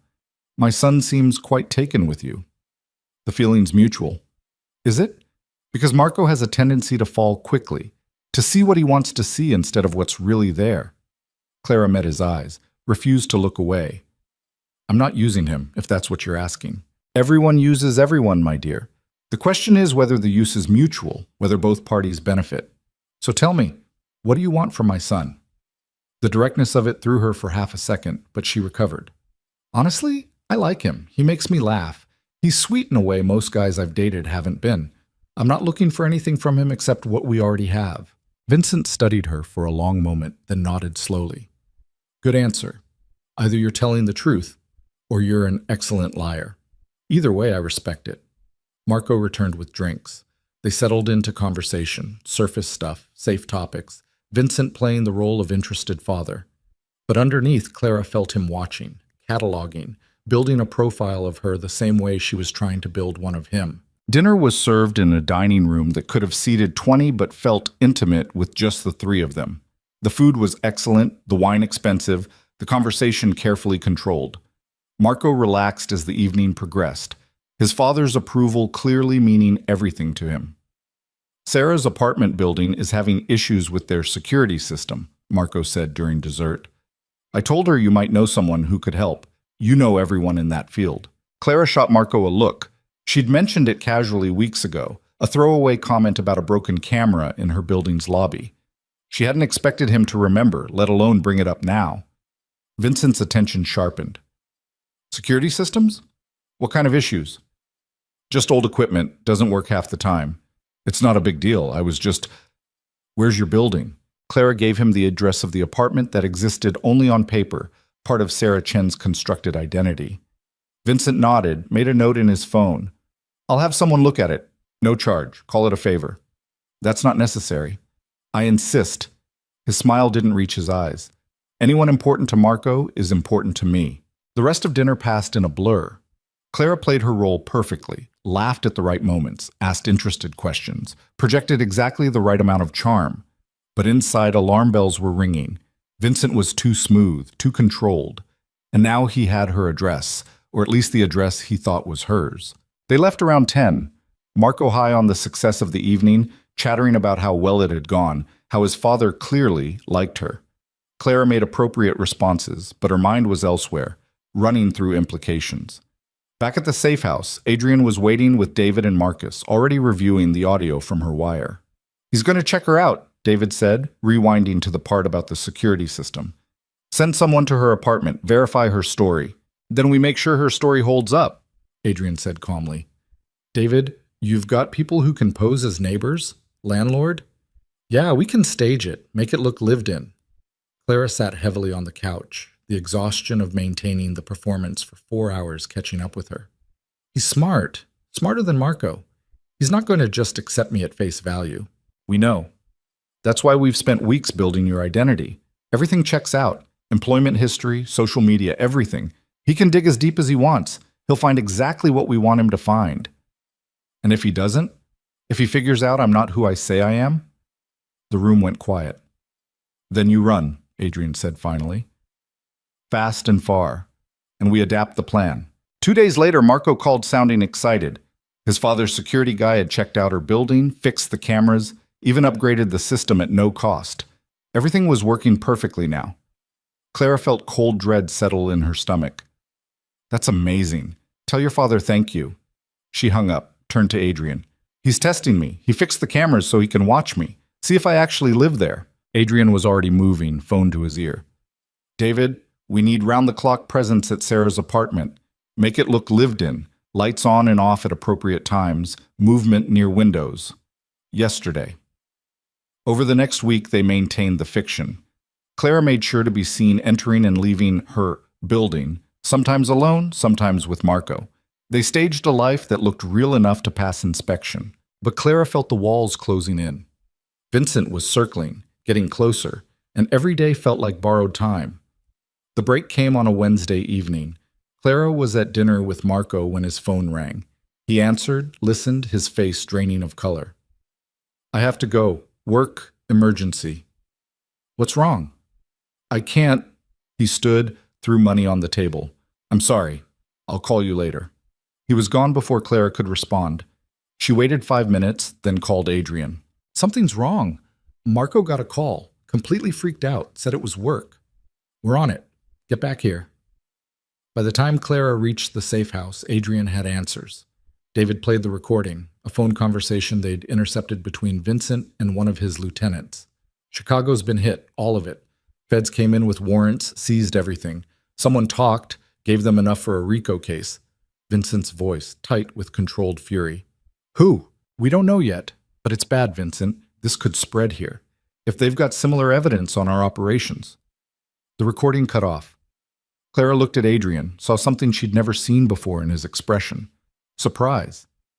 What does this mean? She asked. It means someone else is moving against the syndicate. Someone with resources and connections we don't have. Who? Adrian shook his head slowly. I don't know, but this changes everything.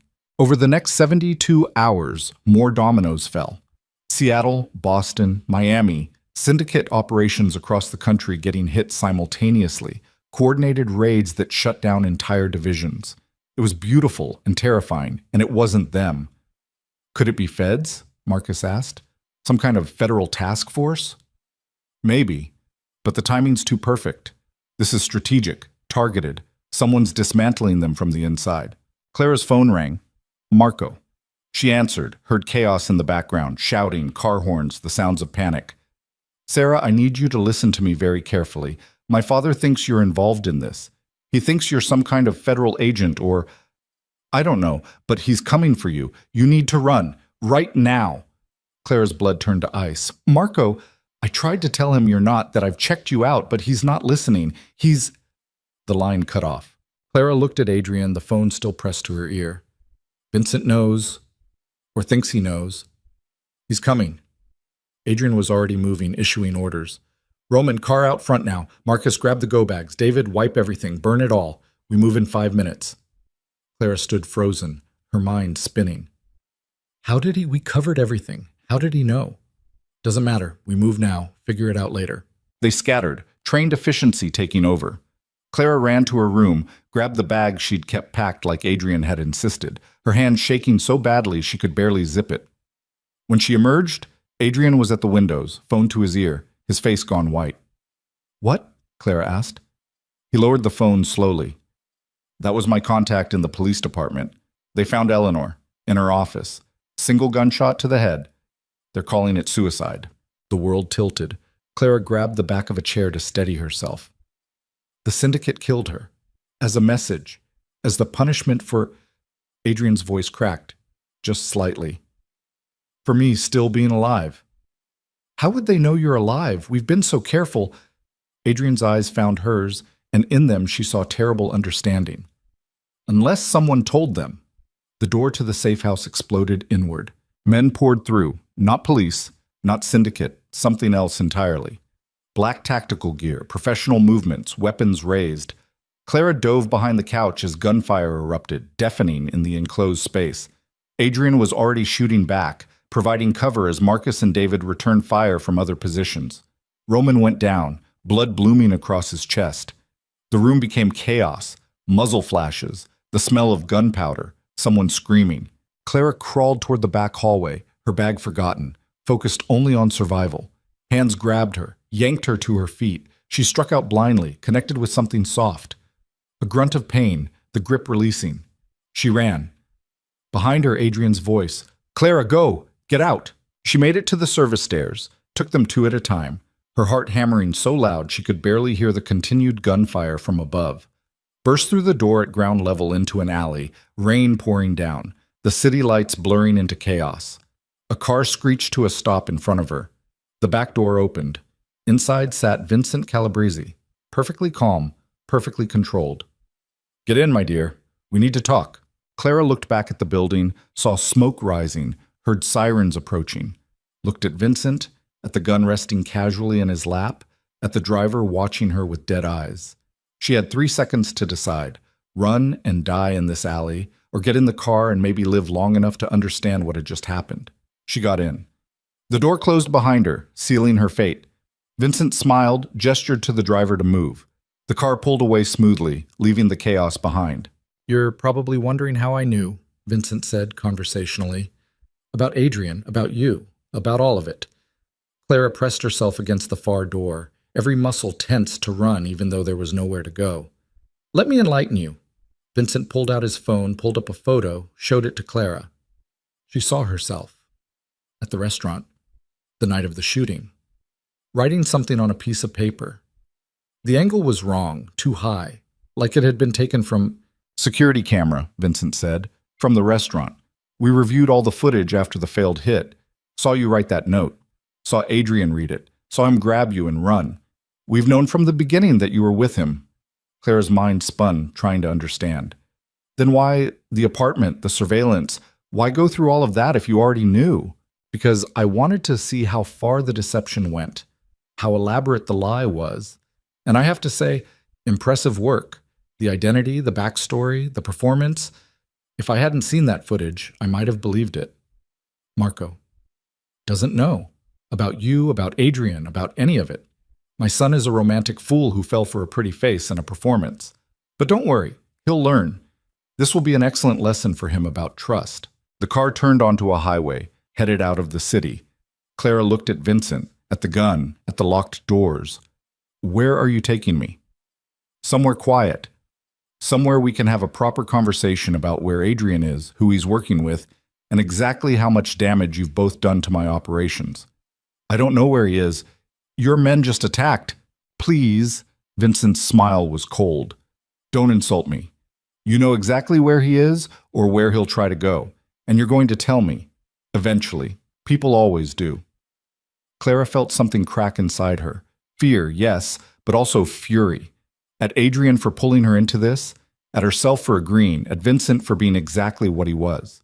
I saved his life, she said quietly. At the restaurant. I could have stayed quiet, let it happen, but I didn't. I warned him because watching someone get murdered, even someone like him, wasn't something I could live with. That's all this was. That's all I am. Just someone who made one decent choice that ruined her entire life. Vincent studied her for a long moment. You know, I almost believe you, that you started this out of simple morality. But people don't stay simple, not in this world. You spent 2 months playing my son, gathering information, helping Adrian dismantle my organization. That's not morality. That's survival. And survival requires you to become exactly the kind of person you probably swore you'd never be. The truth of it hit Clara like a fist. He was right. She'd become something else over the past months. Something harder, colder, capable of lies and manipulation and using people as tools. She'd told herself it was necessary. told herself it was different because her cause was righteous. But sitting in Vincent's car, facing the consequences of all those choices, she understood that the only difference between her and the people she'd been fighting was which side of the war they'd landed on. "What are you going to do to me?" she asked. "That depends entirely on how cooperative you are." The car drove on into the night, away from the city, away from safety, toward whatever came next. And Clara sat in the back seat with a crime lord and a gun and the wreckage of every choice she'd made since the night she'd written 8 words on a piece of paper and wondered if this was how her story ended. Not with a bang, but with a quiet disappearance that no one would ever solve. Behind them, the city lights faded into darkness. Ahead, only road and rain and the unknown. And somewhere in that unknown, if he was still alive, Adrian was either coming for her or learning to live with one more ghost. The warehouse smelled like rust and old blood, and the particular kind of decay that came from years of darkness. Vincent's men dragged Clara through a loading bay door that screeched on broken hinges, the sound echoing through empty space big enough to swallow screams. Her shoes scraped concrete still wet from rain that leaked through holes in the ceiling, leaving dark trails like something had been dragged through here before, something that bled. They zip-tied her hands behind her back, shoved her into a metal chair bolted to the floor in the center of the space. Industrial lights hung from chains overhead, swaying slightly, casting shadows that moved like living things. Vincent stood 20 feet away, phone to his ear, speaking in low tones to someone Clara couldn't identify. His driver, the one with dead eyes, positioned himself by the door they'd entered through. 2 other men emerged from the darkness at the far end of the warehouse, carrying equipment Clara tried not to look at too closely. Her heart hammered against her ribs so hard she thought it might crack bone. She focused on breathing, in through her nose, out through her mouth, the way she'd learned to do when her stepfather's fists were coming and she needed to stay conscious through it. That was a lifetime ago. Different violence, same mathematics of survival. Vincent ended his call, walked toward her with measured steps, his expensive shoes clicking on concrete. He pulled another chair from somewhere in the shadows, positioned it directly in front of Clara, sat down with the posture of someone settling in for a long conversation. "Let's establish some ground rules," he said, his voice conversational, almost friendly. "I'm going to ask you questions. You're going to answer them truthfully. If I believe you're lying, things will become unpleasant. If you cooperate fully, I'll make sure your death is quick. Those are your options, painful and slow, or quick and relatively painless. Do you understand?" Clara's mouth had gone dry. She worked up enough saliva to speak. "I understand." "Good. First question. Where is Adrian Kovar?" "I don't know." Vincent's hand moved so fast Clara barely saw it, backhanded her across the face with enough force to snap her head sideways. Pain exploded across her cheekbone, bright and sharp. She tasted copper, felt blood on her tongue where her teeth had cut the inside of her mouth. "That's a lie," Vincent said calmly. "You were with him in that safe house. You've been working with him for months. You know his patterns, his safe locations, his contingency plans. So I'll ask again, where is he?" Clara spat blood onto the concrete between them. "I don't know. He has multiple locations, multiple plans. I was never told all of them. That was the point. If someone like you grabbed me, I couldn't give up what I don't know." Vincent studied her face, looking for tells, for the micro-expressions that betrayed deception. Clara held his gaze, let him see the fear. That was real enough, but kept the defiance underneath it locked tight. "Smart," Vincent acknowledged. "Compartmentalized information. Adrian learned that from his father. The old bastard was paranoid, but it kept him alive for 40 years. He leaned back, crossed his legs. "Let's try a different approach. Tell me about the people who hit my operations across the country. The raids, the arrests. Was that Adrian's doing?" "No." "No?" "We were as surprised as you were. We thought—" Clara stopped, realizing she was giving away too much. "You thought it was an opportunity," Vincent finished for her. "Someone else doing the heavy lifting while you mopped up the scraps here locally." "Interesting. So you don't know who's behind the federal actions?" "No." Vincent pulled out his phone, scrolled through something, showed Clara the screen. Security footage from the safe house attack, except it wasn't his men in tactical gear. It was federal agents, FBI, DEA, ATF patches visible on their vests. Clara watched herself dive behind the couch, watched Roman go down, watched Adrian return fire. "Those are federal agents," Vincent said. "The attack on Adrian's safe house wasn't my people." It was the government. Someone gave them his location, his identity, everything. And you know what's interesting? The timing. Right when my operations are getting hit nationwide, right when Adrian's starting to feel like he has the upper hand, suddenly the feds know exactly where to find him. Clara's mind raced, fitting pieces together. You think someone's playing us both? I think someone's playing everyone. Consolidating power by eliminating competitors, using law enforcement as a weapon, making it look random when it's anything but. Vincent's smile was cold. And I think you and Adrian are too small to see the whole board. You've been reacting, not planning, surviving, not strategizing. Then why grab me? If we're both getting played, shouldn't we work together? Vincent laughed, the sound sharp and humorless. No, my dear. You cost me millions of dollars, destroyed 6 months of planning, and helped fake the death of the one person I'd been trying to eliminate for years.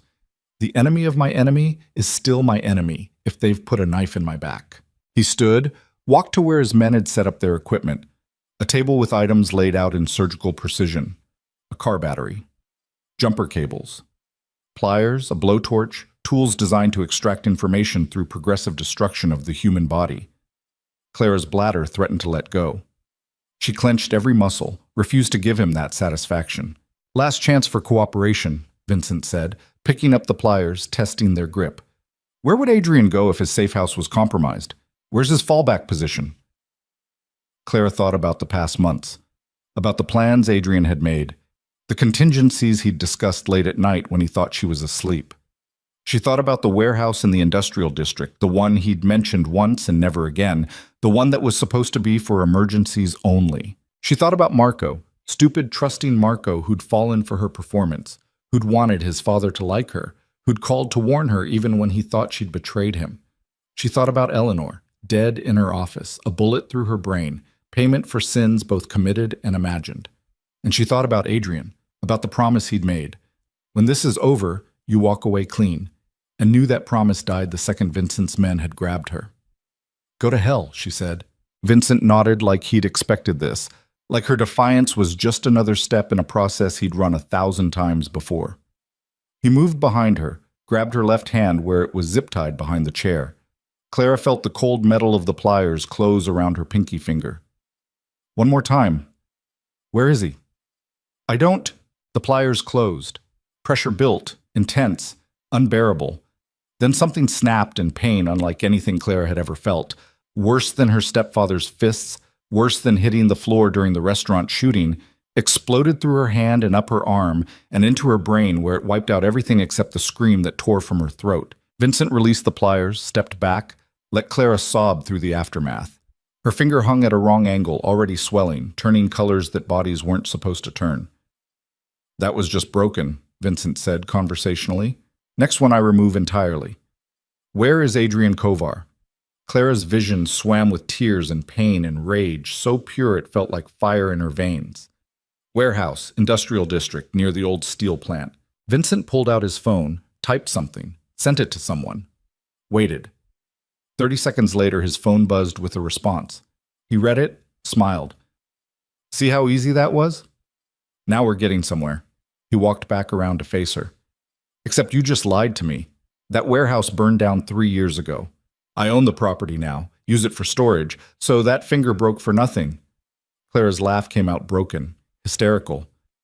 Then I guess I don't know where he is after all. Vincent's expression didn't change. He was past anger, past emotion, operating in the cold mathematics of extraction and efficiency. He selected a different tool from the table, a knife, small and sharp, the kind surgeons used. Let's try a different motivation. Tell me about Marco. What did he mean to you? Anything? Or was he just a mark from the beginning? The question caught Clara off guard, pulled her out of the pain spiral she'd been descending into. What? My son.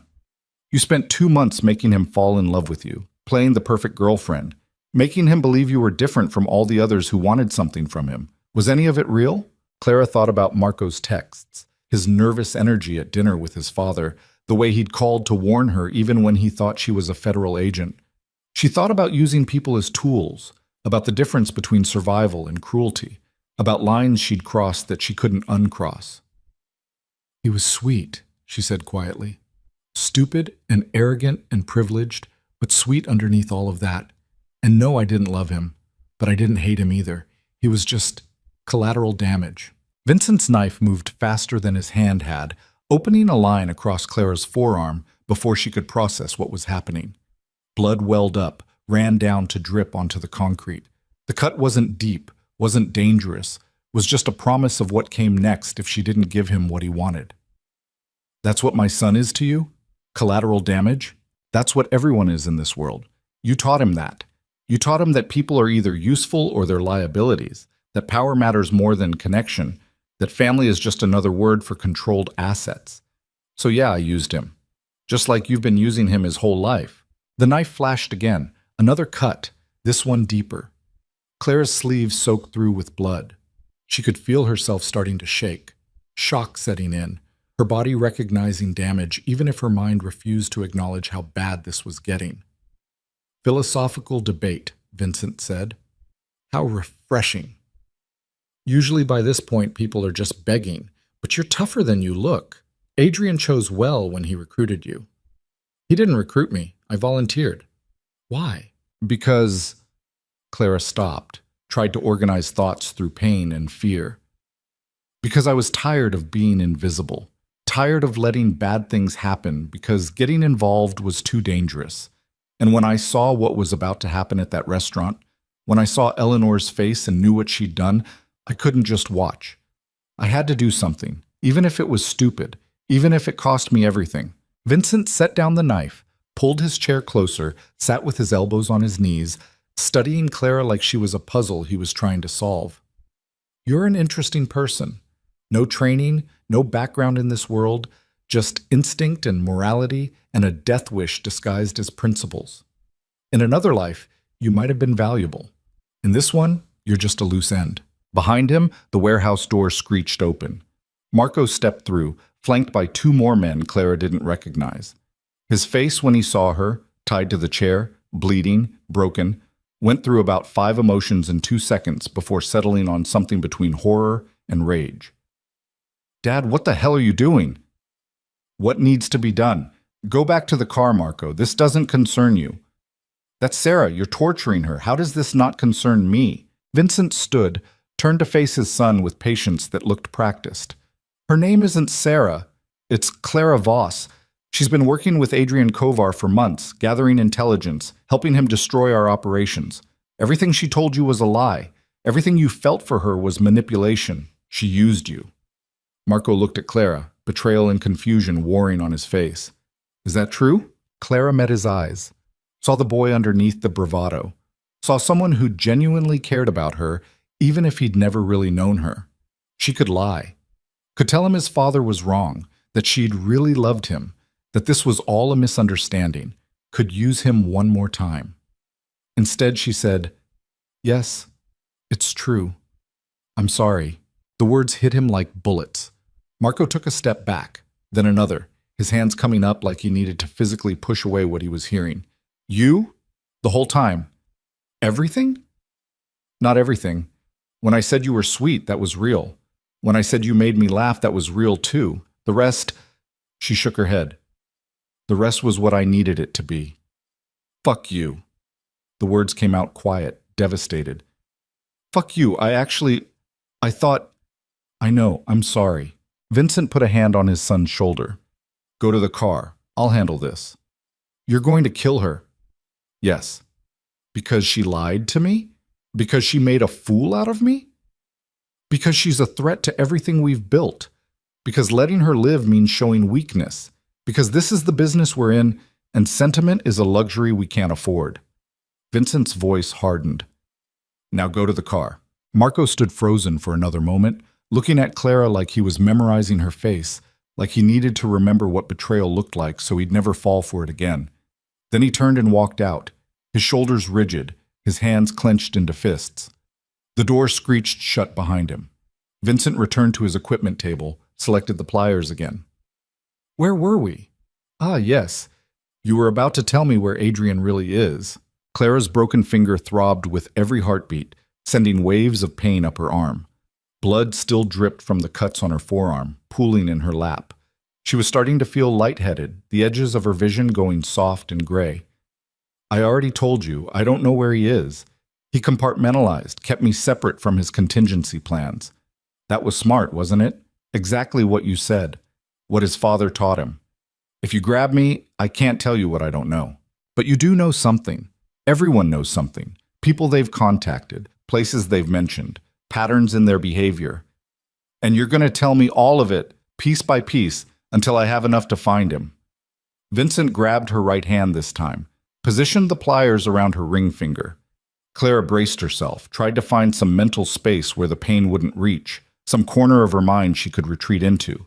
The warehouse door exploded inward. Not opened? Exploded.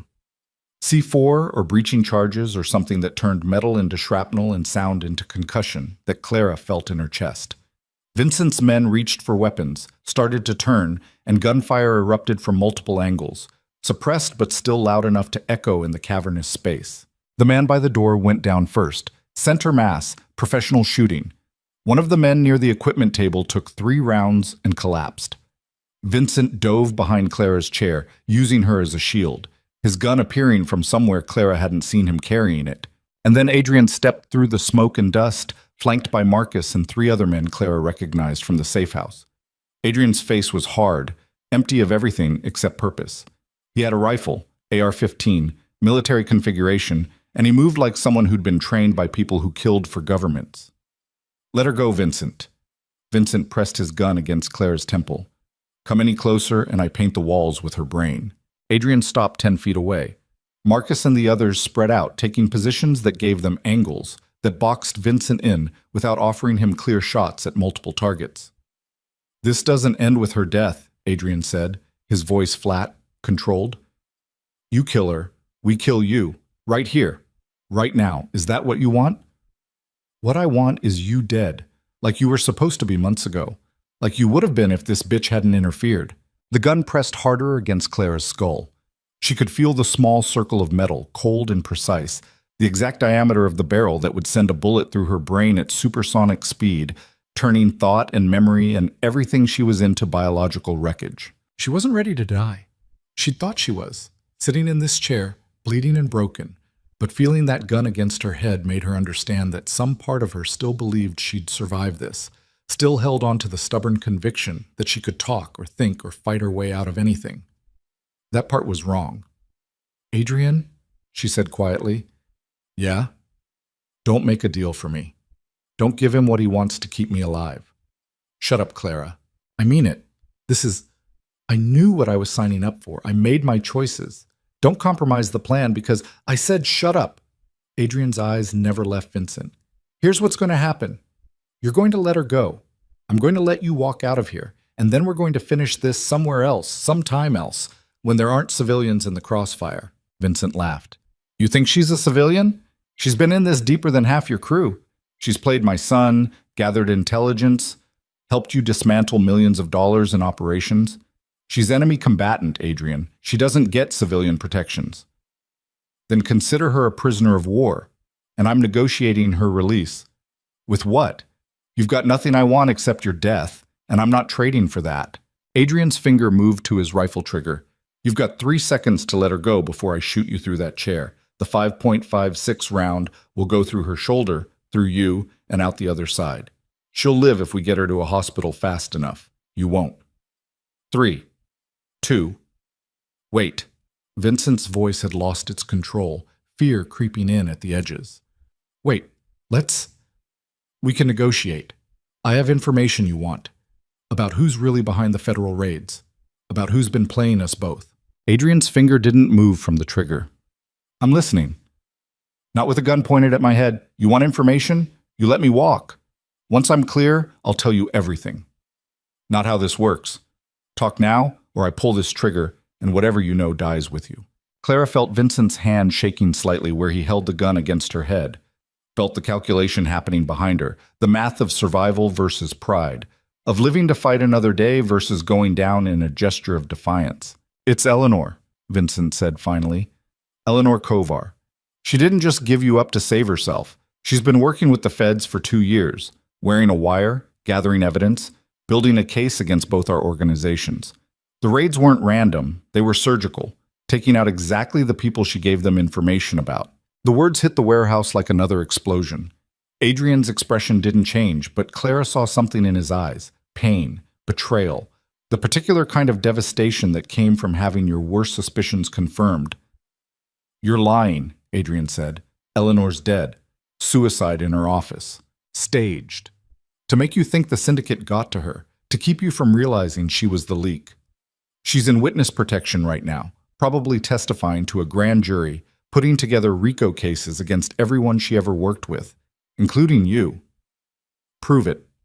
Vincent's hand shifted, moving the gun away from Clara's head just enough to reach into his jacket pocket. He pulled out a phone, thumb-typed something one-handed, showed the screen to Adrian. Clara couldn't see what was on it, but she saw Adrian's face when he read it. Saw the color drain, saw his jaw clench, saw something break behind his eyes that she'd never seen break before. "Fuck," Adrian whispered. Vincent dropped the phone, brought the gun back to Clara's head. "So here's my counteroffer. You let me walk. I don't release the evidence I have about you and Clara. Evidence that would put you both away for conspiracy, RICO violations, about a dozen other federal charges. We both disappear, lick our wounds, and let Eleanor destroy herself when her testimony falls apart because the key witnesses are all missing." Adrian raised his rifle again. "Or I shoot you right now and take my chances with the feds." "You could. But then you lose the one person who can prove Eleanor's been lying to federal prosecutors, who can demonstrate that her evidence was gathered through illegal methods, that she committed crimes herself that make her an unreliable witness. I can blow apart her entire case, but only if I'm alive to do it." The standoff held, frozen in time. Clara could hear her own heartbeat, could feel blood still dripping from her arm, could taste copper and fear and the particular bitterness of watching everything she'd fought for collapse into ashes. Marcus shifted slightly, trying for a better angle. Vincent's finger tightened on the trigger in response. "Don't!" Adrian warned. "Everyone stay exactly where you are." "Adrian, we can take him," Marcus said. "We've got him surrounded. And he's got a gun to Clara's head. We don't gamble with those odds." Clara closed her eyes, tried to think through the pain and shock and exhaustion. There had to be a way out of this. Some angle they weren't seeing, some move that broke the stalemate. She'd survived by reading situations, by seeing patterns others missed. But right now, tied to a chair with a broken finger and a gun to her head, she couldn't see anything except the mathematics of her own death. Unless. "Marco," she said. Everyone looked at her. "Marco came in here, saw what his father was doing to me. How do you think that made him feel, Vincent? Seeing the girl he loved, or thought he loved, tortured because she lied to him, because she did to him exactly what you taught him to do to everyone else." "Shut up," Vincent said. "He's outside right now, in the car, processing the fact that everything you taught him about power and control and using people. It doesn't feel so good when it happens to him, when he's the mark instead of the player." I said shut up. How long before he starts questioning other things? Before he wonders if you've been using him the same way? Before he realizes that to you he's not a son, he's just another asset to deploy when useful? Vincent's gun hand shifted, the barrel moving away from Clara's head toward center mass, toward a kill shot driven by rage instead of calculation. Clara had maybe half a second before he pulled the trigger.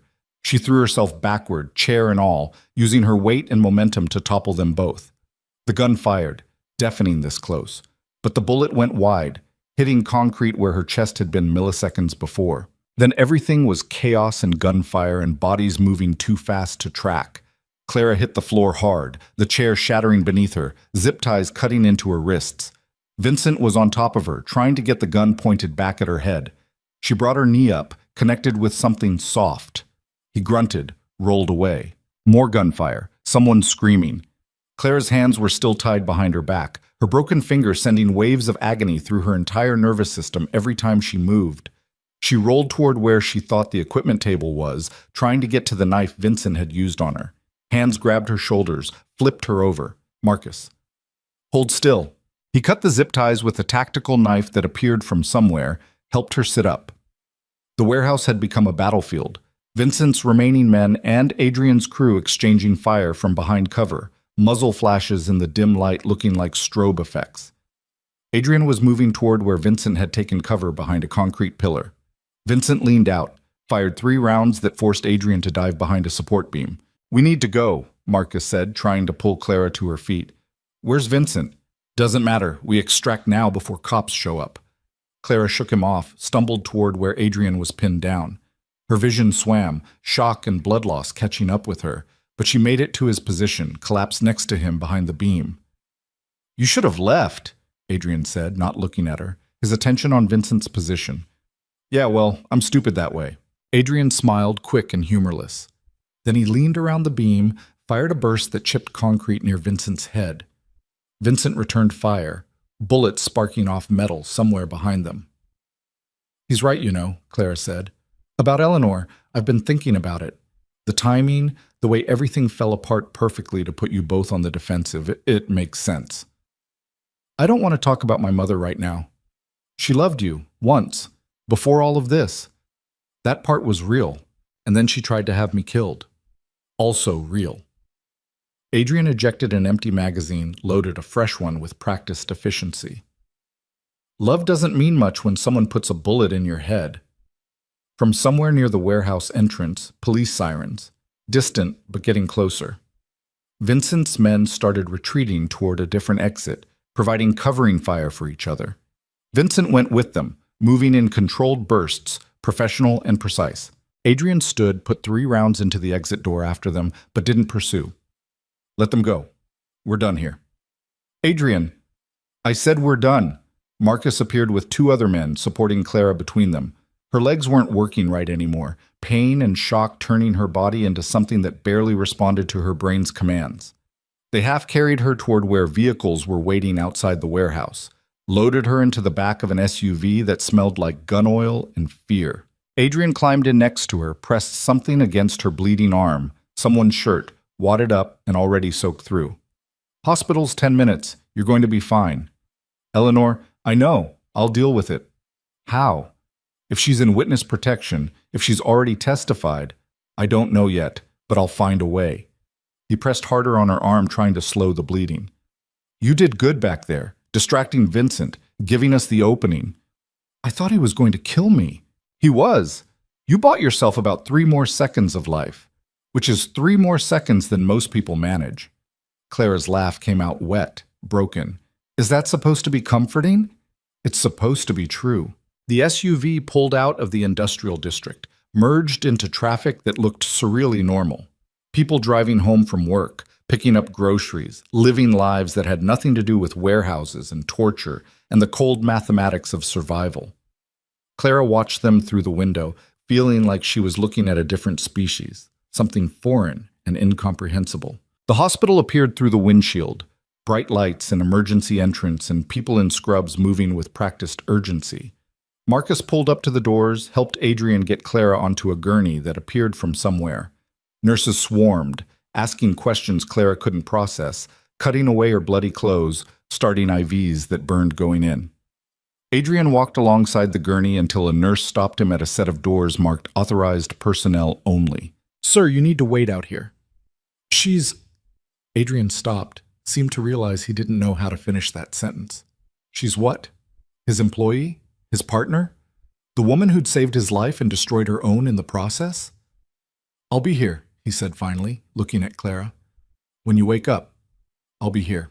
Then the doors swung shut, and Clara was in surgery prep, fluorescent lights too bright, voices too loud, someone counting backward from 10, and darkness rising up to swallow everything. She dreamed about the restaurant, about writing the note, about the moment before everything changed.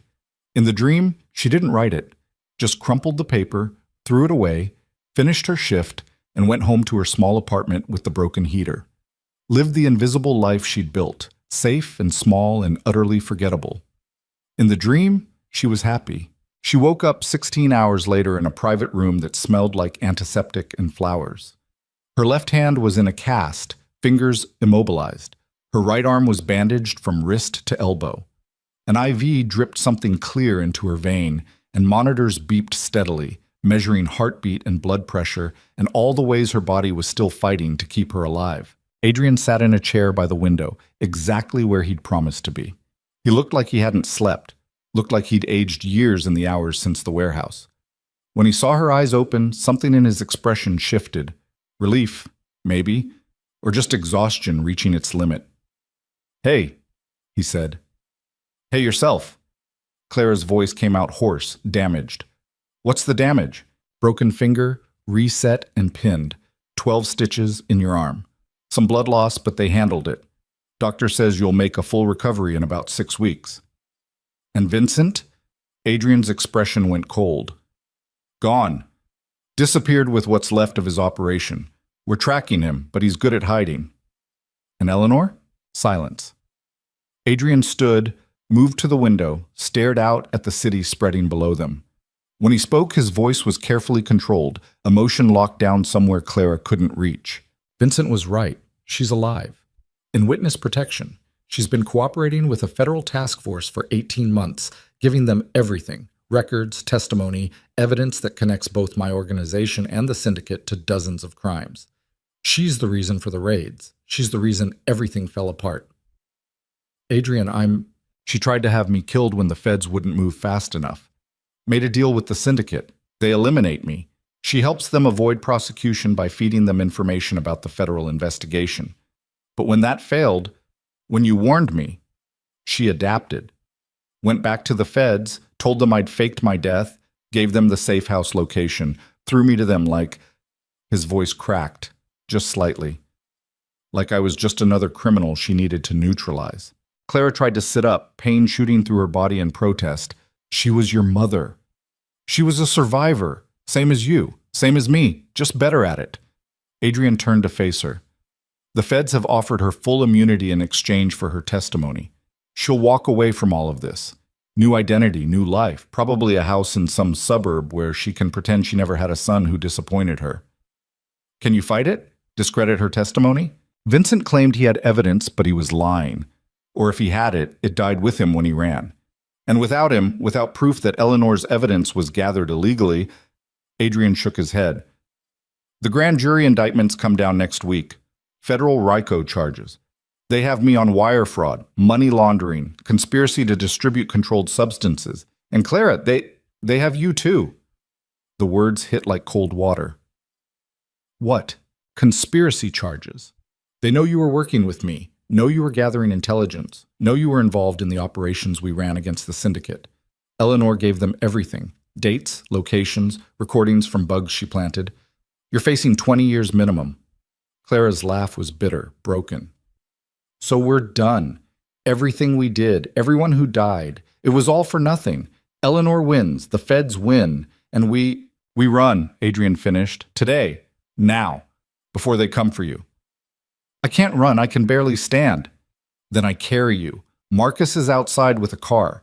We've got new identities ready, money moved offshore, a route out of the country that bypasses customs. We disappear, both of us. Start over somewhere the feds can't reach." Clara looked at him, really looked at him, and saw something in his eyes she'd never seen before: desperation. Adrian Kovar, who'd survived his father's cruelty and his mother's betrayal and years of violence that would have broken most people, was offering her escape, was asking her to run with him into whatever came next. What about Vincent? He's still out there. Vincent's problem for another day. Right now we survive. Figure out the rest later. Clara thought about the past months, about everything she'd become, everything she'd sacrificed. Thought about Marco's face when he learned the truth, about Eleanor's calculated betrayal, about the warehouse and Vincent's pliers and the gun against her head. Thought about being 16 and scared and choosing to run, choosing survival over confrontation, and how that choice had defined her for the next decade. She thought about who she was now, not the invisible waitress, not Sarah Chen, but something else entirely. Something harder. Something that didn't run anymore. "No," she said. Adrian blinked. "No? I'm not running. Not from Eleanor, not from the feds, not from Vincent. I'm done running. Clara, if you stay, you go to prison. 20 years. Maybe more. Your life is over." My life was over the second I wrote that note. Everything since then has been borrowed time. Clara met his eyes, held his gaze.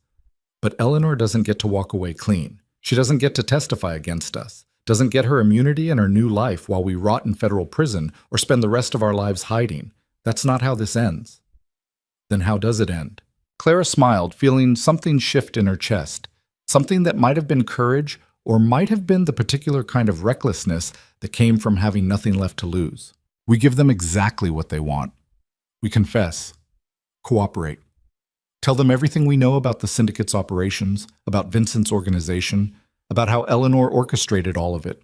We become witnesses too, and we make sure our testimony is better, more detailed, more damaging than anything she can offer. Adrian sat down heavily, processed this. You're talking about turning on everyone, about becoming exactly what Eleanor became. No. She turned on you to save herself. We turn on her to destroy her. There's a difference. Is there? Clara thought about it, about the lines she'd crossed and the lines she had left. Maybe not, but it's the difference I need to live with what comes next. Can you live with it? Adrian was quiet for a long moment. Then he smiled, cold and dangerous, the smile of someone who just made a decision that would change everything. Yeah, I can live with it. He pulled out his phone, dialed a number, put it on speaker. A voice answered on the third ring. Professional, clipped, federal. This is Special Agent Morrison, Organized Crime Task Force. Agent Morrison, this is Adrian Kovar. I understand you've been looking for me. Silence on the other end. Then, Mr. Kovar. Yes. Where are you? I'm ready to turn myself in, but I have conditions. I want immunity for myself and my associate, Clara Voss, in exchange for complete cooperation, everything we know about the syndicate, everything we know about Vincent Calabrese, and everything we know about Eleanor Kovar's involvement with both organizations. I'll need to speak with my superiors. Where can I reach you? Adrian gave him a number, ended the call, looked at Clara. Last chance to change your mind. Once we do this, there's no going back. Clara thought about the restaurant, about the note, about every choice that had led her to this hospital room with a broken hand and a federal indictment and a crime lord offering her a way out that looked a lot like a way deeper in. Let's burn it all down, she said. Adrian's smile was genuine this time, reaching his eyes. Okay then, let's make Eleanor regret the day she decided her son was expendable. Outside the window, the city sparkled in afternoon light, beautiful and false, full of secrets about to be exposed. Somewhere in that city, Eleanor Kovar sat in a safe house, rehearsing testimony, believing she'd won. She had no idea the war was just beginning, and she had no idea that the son she'd tried to kill and the waitress she'd used as a pawn were about to become the architects of her destruction. The endgame had started, and this time, nobody was running. The federal building stood like a monument to institutional power, glass and steel and the weight of bureaucracy turned into architecture. Clara sat in a conference room on the 14th floor, her cast resting on a table polished to mirror brightness, watching her reflection fracture across its surface. Across from her sat 3 federal prosecutors, 2 FBI agents, and Special Agent Morrison, who looked like he hadn't slept since Adrian's phone call 3 days ago. Adrian sat beside her, flanked by lawyers who'd materialized from somewhere with retainer agreements and non-disclosure clauses, and the kind of credentials that suggested they specialized in making federal cases disappear. Clara had her own lawyer, a woman named Patricia Reeves who wore suits that cost more than Clara used to make in 6 months, and had a reputation for turning cooperating witnesses into protected assets. Let's go through this one more time, Morrison said, his pen poised over a legal pad already covered in notes. You're claiming that Eleanor Kovar initiated contact with the syndicate approximately 8 months ago, offering information about her son's operations in exchange for their assistance in eliminating him? Adrian's voice was flat, emotionless, the voice of someone reciting facts instead of describing his mother's betrayal. She made first contact through intermediaries, offered intelligence about my security protocols, my schedule, my habits. The syndicate saw an opportunity, eliminate me, absorb my operations, and gain a congresswoman as a controlled asset. It was elegant, almost worked. Except Ms. Voss warned you. Yes. Morrison's attention shifted to Clara. And you discovered this plot how exactly? Clara had told this story 5 times already, each iteration adding details she'd remembered or Morrison had requested. I was working at Le Cine Noir, the restaurant where the hit was supposed to happen. I noticed inconsistencies. Security that didn't belong, staff I'd never seen before, the manager acting terrified. I put it together from fragments, overheard conversations, behavioral patterns. When I heard them mention the son, I knew what was about to happen. And you wrote a warning note instead of calling the police because I had maybe 3 minutes before they moved. Because calling the police would have meant explanations and delays, and Adrian would have been dead before anyone arrived. Because Clara stopped, choosing words carefully. Because I grew up around violence. I know what it looks like right before it happens. And I know that sometimes the only thing that stops it is action, not procedure. One of the prosecutors, a man in his 50s with gray at his temples, and the expression of someone who'd seen every lie humans could construct, leaned forward. You expect us to believe you risked your life for a man you didn't know, for no reward, purely because you couldn't watch someone be murdered? I expect you to believe whatever you want, but that's what happened. And afterward, when you joined Adrian's organization, helped him wage war against the syndicate, that was also pure altruism? Clara met his eyes. No, that was survival. The syndicate saw me warn Adrian. They identified me. I had a choice. Disappear on my own and hope they never found me, or stay with someone who had the resources to keep me alive. I chose survival. Adrian's lawyer, a man named Kaufman, who spoke with the precision of someone who measured words like they cost money, cleared his throat. My client and Ms. Voss are prepared to provide detailed testimony about the syndicate's operations, including locations of drug distribution centers, money laundering mechanisms, and key personnel. They're also prepared to testify about Eleanor Kovar's involvement with both the syndicate and the subsequent attempts to obstruct your investigation. In exchange, they're requesting full immunity from prosecution. Morrison exchanged glances with the other federal agents.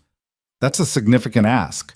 Your clients engaged in criminal conspiracy, gathered intelligence through illegal surveillance, and participated in operations that resulted in the deaths of at least 4 individuals.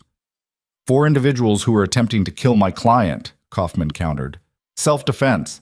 Everything else was information gathering, which is not in itself illegal. Information gathering in furtherance of a criminal enterprise, an enterprise they were attempting to dismantle. On behalf of law enforcement interests, whether or not said law enforcement was aware of their assistance. The semantic dance continued for another 20 minutes, lawyers and prosecutors trading arguments like chess pieces. Clara stopped listening, let her attention drift to the windows overlooking the city. Somewhere out there, Eleanor sat in her own safe house, probably going through her own rehearsals, probably believing she'd already won. Clara wondered if Eleanor ever thought about her son, if she woke up at night remembering the boy he'd been before his father pulled him into the family business, before violence became a language he spoke fluently, or if she'd locked that away in whatever compartment people like Eleanor used to store inconvenient emotions, filed under losses necessary for survival. Ms. Voss? Clara pulled her attention back to the room. Morrison was looking at her with something that might have been sympathy or might have been calculation disguised as human feeling. I asked if you understand what cooperating with us means.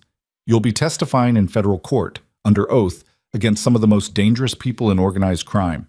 Your identity will be protected during the trial, but afterward, there are no guarantees. People have long memories in that world. I understand. You'll also be testifying against Eleanor Kovar, a sitting congresswoman, someone with significant political power and connections. Are you prepared for that level of scrutiny? Clara thought about the warehouse, about Vincent's pliers and his knife, and the gun pressed against her head.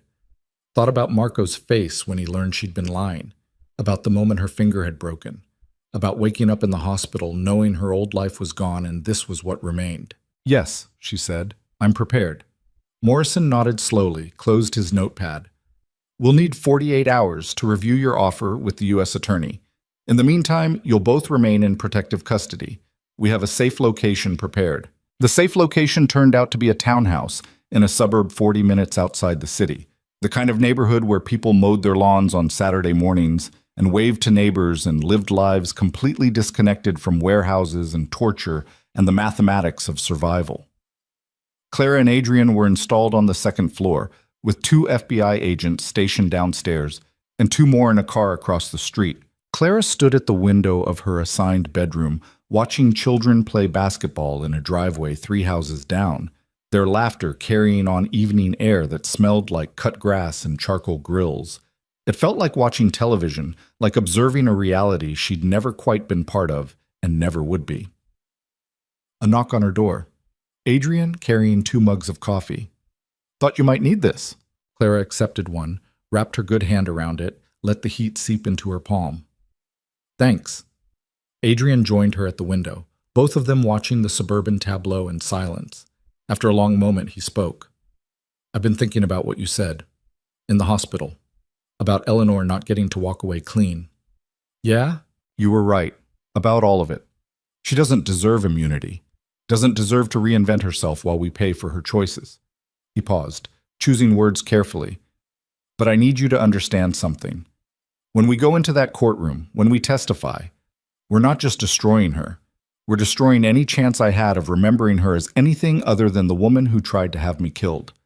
Clara turned to face him. You still love her. Part of me does. The part that remembers being 8 years old and her reading to me before bed, or taking me to museums on weekends when my father was busy with the business.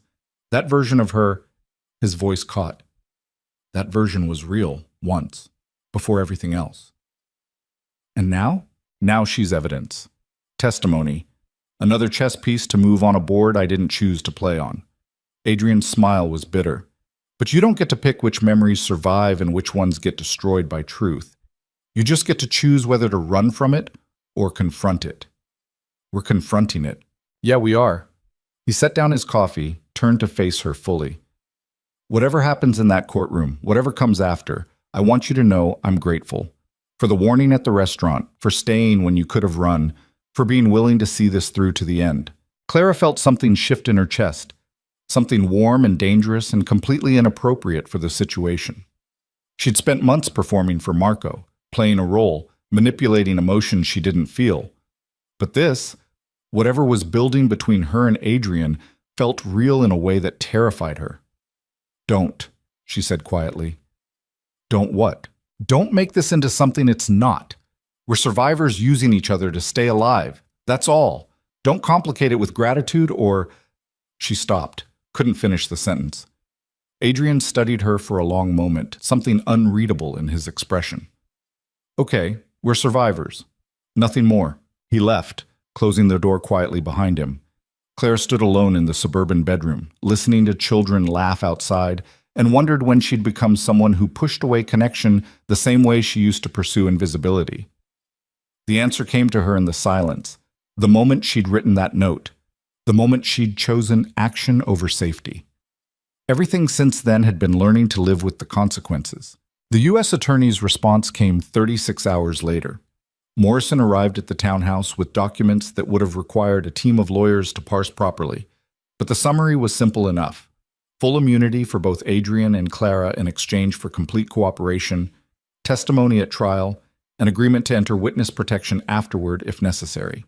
There's one additional condition, Morrison said, setting down a separate folder. Eleanor Kovar's legal team has filed a motion to exclude your testimony on the grounds that you're both unreliable witnesses with criminal backgrounds and motives to fabricate evidence against her. The judge is allowing a preliminary hearing to determine admissibility. You'll both need to testify under oath about your credibility. Adrian's lawyer reviewed the documents with the kind of intensity people usually reserved for defusing bombs. When? 3 days. Federal courthouse, closed proceedings, just the judge, prosecutors, Eleanor's defense team, and your testimony. Clara felt her stomach drop. Eleanor will be there? Yes. This will be your first face-to-face since the restaurant. The preliminary hearing took place in a courtroom that felt too large for the handful of people occupying it. Clara sat at the prosecution table next to Adrian, both of them dressed in clothes their lawyers had selected. Conservative, respectable, the costume of people who deserved to be believed. Across the aisle sat Eleanor and her defense team, an army of expensive suits and practiced expressions. Eleanor looked different than Claire remembered. Smaller, somehow. Older. Her silver hair was still perfect, her suit still impeccable, but something in her eyes had changed, a hollowness that hadn't been there before. Or maybe had always been there and Clara had just never been close enough to see it. Their eyes met across the courtroom. Eleanor's expression didn't change, but Clara saw something flicker in her gaze. Recognition, maybe, or assessment. Measuring the threat, calculating the damage. The judge, a woman in her 60s with the bearing of someone who'd presided over too many cases to be impressed by performance. called the hearing to order. Eleanor's lead attorney, a man whose name Clara immediately forgot, stood to make his opening argument. Your Honor, the prosecution's case relies entirely on the testimony of two individuals with extensive criminal histories and clear motives to fabricate evidence against my client. Adrian Kovar is the son of a notorious crime lord, raised in a criminal enterprise, and trained in deception and violence from childhood. Clara Voss is a woman who, by her own admission, engaged in an elaborate fraud to gain the trust of an innocent young man for the purposes of gathering intelligence. Neither witness possesses the credibility necessary for their testimony to be admissible in proceedings of this magnitude. The prosecution countered, laying out the evidence that corroborated Adrian and Clara's testimony: financial records, surveillance footage, communications intercepts. But Clara could see the judge's expression, could read the skepticism there. This was a preliminary hearing, a test, and they needed to pass it convincingly. Ms. Voss, the judge said, her attention shifting to Clara. Please approach the stand. Clara stood on legs that threatened not to hold her, made the walk to the witness box that felt like crossing a stage in front of an audience waiting for her to fail. She was sworn in, sat down, folded her hands in her lap to hide how badly they were shaking. Eleanor's attorney approached with the confidence of someone who knew exactly which pressure points to hit. Miss Voss, you've testified that you warned Mr. Kovar about an assassination attempt purely out of moral concern. Is that correct? Yes. And yet, immediately afterward, you joined his criminal organization, participated in surveillance operations, engaged in romantic fraud against my client's grandson. Does that sound like the behavior of someone motivated by morality? Clara took a breath, found the calm place she'd learned to access when her stepfather's fists were coming. I warned Mr. Kovar because I couldn't watch someone be murdered and do nothing. What came after, joining his organization, the surveillance, all of it, that was survival. The syndicate identified me. They would have killed me. Mr. Kovar offered protection in exchange for cooperation. I took it because the alternative was death. So you admit your testimony is motivated by self-preservation, not truth-seeking? My testimony is motivated by both. I want to survive. But I also want the truth about what Eleanor Kovar did, to her son, to me, to everyone caught in the machinery she set in motion, to be exposed. Those things aren't mutually exclusive. The attorney smiled like he'd gotten the answer he wanted. Let's talk about Marco Calabrese. You spent 2 months making this young man fall in love with you as part of an intelligence-gathering operation. Did you feel any guilt about that deception? Claire's throat tightened. She could see Marco in her mind. His smile, his nervous energy, the way he'd called to warn her even after learning the truth. Yes, I felt guilt. He didn't deserve what I did to him. And yet you did it anyway. Yes. Because Mr. Kovar told you to? Because it was necessary to gather information about the syndicate. Because that information helped dismantle an organization responsible for drug trafficking, human trafficking, and dozens of deaths. Because sometimes you have to do terrible things to stop worse things from happening. Spoken like someone with extensive experience in moral compromise, Patricia Reeves objected. The judge sustained it, but the damage was done. The attorney had painted Clara as exactly what she was. Someone who'd crossed lines, made choices that couldn't be justified by simple morality, become complicit in the world she claimed to be fighting against. When it was Adrian's turn, the attorney went even harder. Brought up his father's crimes, his own history, the violence inherent in his organization. Adrian answered each question with the same flat control, refusing to be rattled, refusing to give them ammunition. But then the attorney asked the question Clara had been dreading. Mr. Kovar, your mother claims that you threatened her, that you told her if she didn't cooperate with your criminal enterprise, you would destroy her political career. Is that true? Adrian was quiet for a long moment. Claire could see him calculating, weighing truth against strategy, wondering how much honesty the moment could bear. No, he said finally. I never threatened her. I asked her, multiple times, if she needed help, if there was pressure being applied, if she was in danger. She refused every offer. And then she tried to have me killed. Your mother claims the opposite, that you're a violent criminal who terrorized her into silence, who made her fear for her life if she didn't comply with your demands. Why should this court believe your version over hers? Because I have evidence. Adrian's lawyer passed a folder to the judge, to the prosecution, to the defense. Phone records showing my attempts to contact her, text messages asking if she was okay, if she needed anything, dates and times that correspond with known syndicate operations, proving she was in contact with them before I knew anything was wrong. The defense attorney's confidence faltered slightly as he reviewed the documents. The judge read them carefully, her expression giving nothing away. This evidence will need to be authenticated, she said finally. But prima facie, it appears to support Mr. Kovar's testimony. She looked at Eleanor. Mrs. Kovar, did you maintain communications with members of the syndicate prior to any alleged threats from your son? Eleanor stood and Clara saw something in her posture, the politician's instinct taking over, the performance of dignity and wounded innocence. Your Honor, I was being blackmailed by the syndicate. They had evidence of past indiscretions, financial irregularities from early in my career. I was terrified. When my son became involved with them, when I learned he was working with these dangerous criminals, I did what I thought I had to do to protect myself. I'm not proud of my choices, but they were made under duress. Duress from the syndicate or from your son? From both. I was caught between two violent organizations, trying to survive, trying to find a way out that didn't end with my death or imprisonment. The judge's expression shifted slightly. Sympathy, maybe? Or just recognition of a familiar narrative. Woman caught between powerful men, making impossible choices, deserving of understanding, if not forgiveness. Clara felt rage building in her chest, hot and acidic. This was what Eleanor did. Performed vulnerability, weaponized victimhood, made herself the center of sympathy while everyone else burned. Your Honor, Clara said, standing without permission, without warning. May I say something? The judge looked surprised, but nodded. Ms. Voss, you've been excused from the stand. I know, but there's something that needs to be said.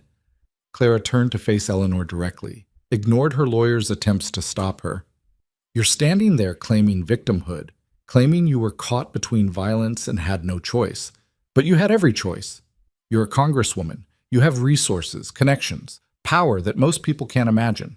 You could have gone to the FBI the moment the syndicate approached you, could have asked for protection, could have exposed them instead of working with them.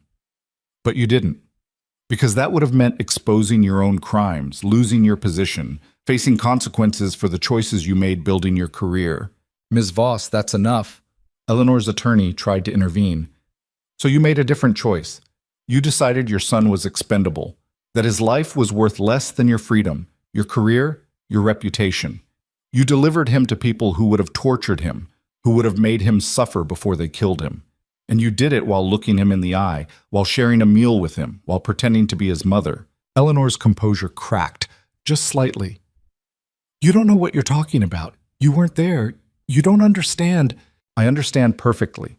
I understand that when I saw what was about to happen, when I had maybe 3 minutes to decide, I chose to warn him, even though I didn't know him, even though it cost me everything, because watching someone be murdered, even someone involved in criminal activity, wasn't something I could live with. Claire's voice hardened. You're his mother. You carried him, raised him, supposedly loved him, and you could live with it just fine. So don't stand there and claim victimhood. Don't pretend you're anything other than what you are. Someone who chose survival over humanity and wants the world to applaud you for it. Silence filled the courtroom, thick and heavy. The judge sat very still, her expression unreadable. Eleanor had gone pale, her hands gripping the table in front of her. Ms. Voss, the judge said quietly, return to your seat. Clara sat down, her heart hammering, her hands shaking with adrenaline and rage, and something that felt like purging, like lancing a wound that had been festering since the night she'd written that note. The judge reviewed her notes for what felt like an eternity. Finally, she looked up. I'm going to allow the testimony. Both Mr. Kovar and Miss Voss will be permitted to testify at trial, subject to cross-examination. Their credibility will be for the jury to determine. She looked at Eleanor. Mrs. Kovar, your motion is denied. Eleanor's attorney immediately began filing objections, citing precedent and procedure and everything else lawyers cited when they were losing. But Clara could see in Eleanor's face that she knew this was the beginning of the end. The walls were closing in. The hearing adjourned. Clara and Adrian were escorted out through a side exit, back to the waiting SUV that would return them to protective custody. But before they reached the vehicle, Eleanor appeared from a different exit, flanked by her security and her lawyers. For a moment, mother and son stood 10 feet apart, separated by concrete and consequences, and a gulf that couldn't be measured in physical distance. "Adrian," Eleanor said, her voice carrying across the space between them. Adrian stopped, turned to face her, said nothing. "I want you to know, what I said in there about being caught between violence, about trying to survive, it wasn't entirely a performance. I was scared. I am scared. Of prison, of losing everything I've built, of—" She stopped, seemed to search for words. "Of facing what I've become." "And what are you?" Adrian asked, his voice empty of everything except exhaustion. Eleanor was quiet for a long moment. When she spoke, her voice had lost its politician's polish, had become something rawer, more human. A coward. Someone who chose preservation over principle so many times that I forgot the difference. Someone who convinced herself that the ends justified the means until the means became everything. That's not an excuse. I know. It's just... Eleanor's composure finally shattered completely. Tears tracked down her face, ruining carefully applied makeup.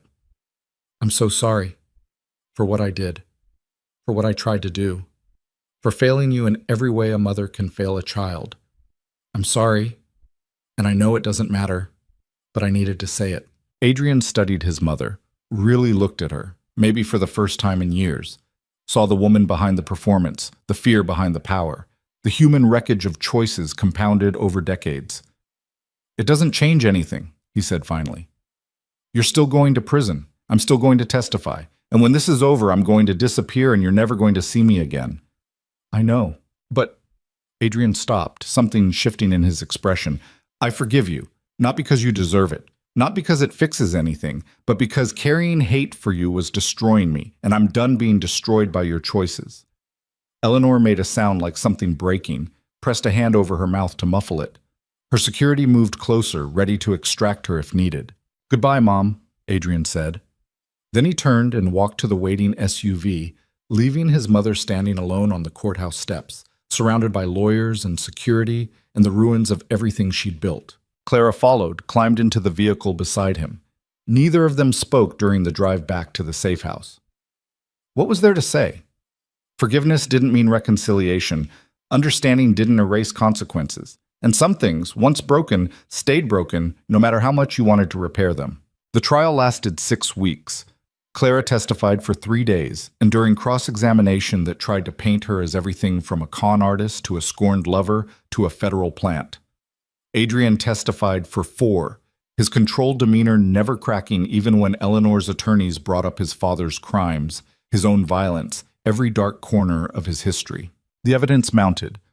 Financial records showing Eleanor's communications with the syndicate, surveillance footage from the restaurant, testimony from federal agents about her cooperation, and the suspiciously convenient timing of her revelations about Adrian's location. Piece by piece, the prosecution built a case that Eleanor hadn't been a victim caught between violence, but an active participant who tried to play both sides. The jury deliberated for 18 hours. Guilty on all counts. Conspiracy, obstruction of justice, accessory to attempted murder. Federal charges that carried sentences measured in decades. Clara wasn't in the courtroom when the verdict was read. She and Adrian were already in witness protection staging, preparing for the next phase of their lives.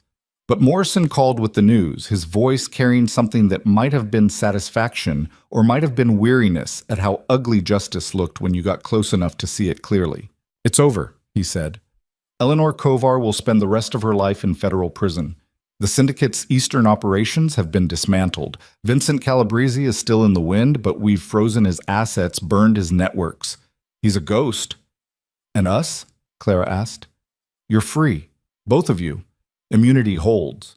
You can stay in witness protection if you want new identities, relocation assistance. Or you can walk away clean, try to rebuild your lives under your own names." Clara looked at Adrian, saw the question in his eyes. They'd spent 6 weeks in limbo, testifying and waiting, living in the space between their old lives and whatever came next. They'd become something to each other during that time. Not quite friends, not quite partners, something without a name that existed only in the context of shared trauma and survival. "We'll let you know," Clara said, and ended the call. She stood in the apartment they'd been assigned, another anonymous space in another anonymous neighborhood, furnished with the kind of furniture that came from stores that sold in bulk to government contracts. Adrian sat at the kitchen table, staring at nothing, processing the end of something that had defined his entire life. "What are you going to do?" Clara asked. Adrian shook his head slowly. "I don't know.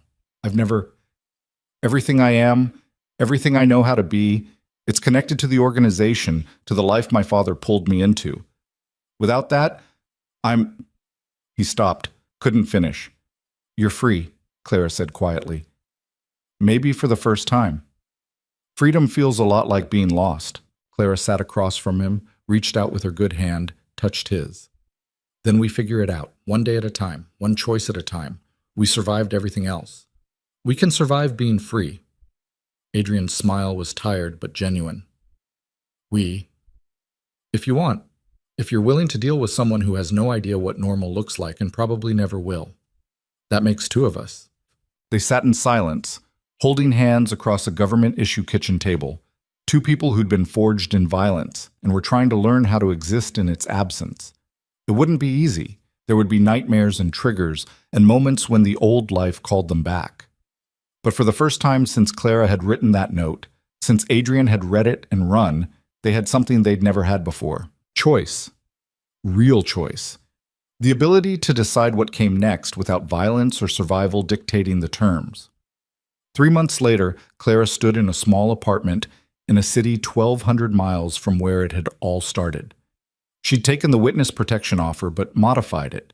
New name, but in a place she'd chosen, doing work she'd chosen, building a life that belonged to her instead of being assigned by someone else's idea of safety. She worked at a community center now, teaching kids from rough neighborhoods how to survive without becoming what their environments tried to make them.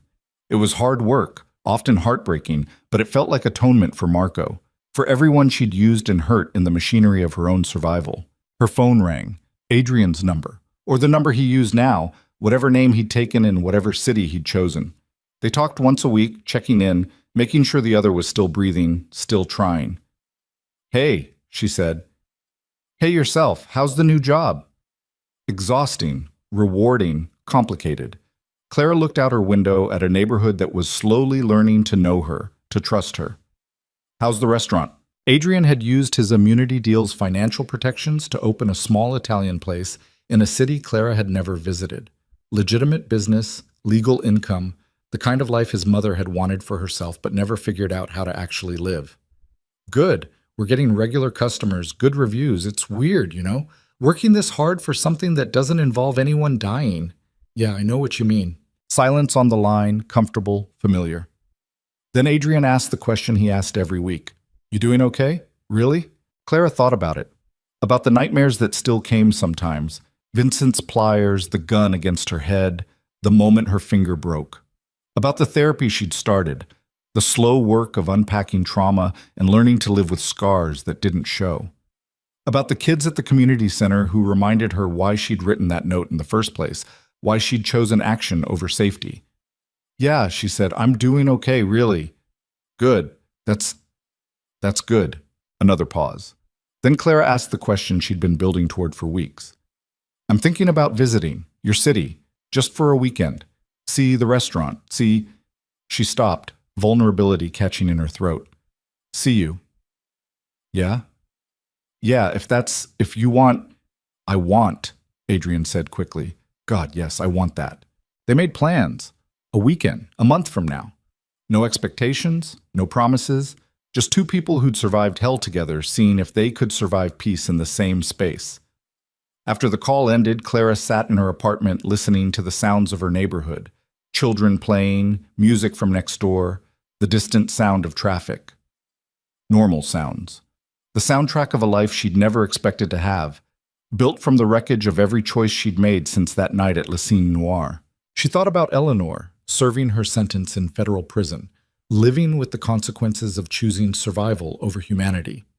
Wondered if Eleanor had nightmares too, If she woke up sometimes thinking about her son's face when he'd learned what she'd done. Wondered if regret felt different when you were a congresswoman behind bars instead of a waitress in a safe apartment. She thought about Marco, who disappeared after his father fled, who was probably somewhere reinventing himself the same way she and Adrian had. Hoped he was okay. Hoped he'd learned something from being used. Hoped it made him kinder instead of harder. She thought about Vincent Calabrese, still out there somewhere, living as a ghost the way Adrian had faked being one.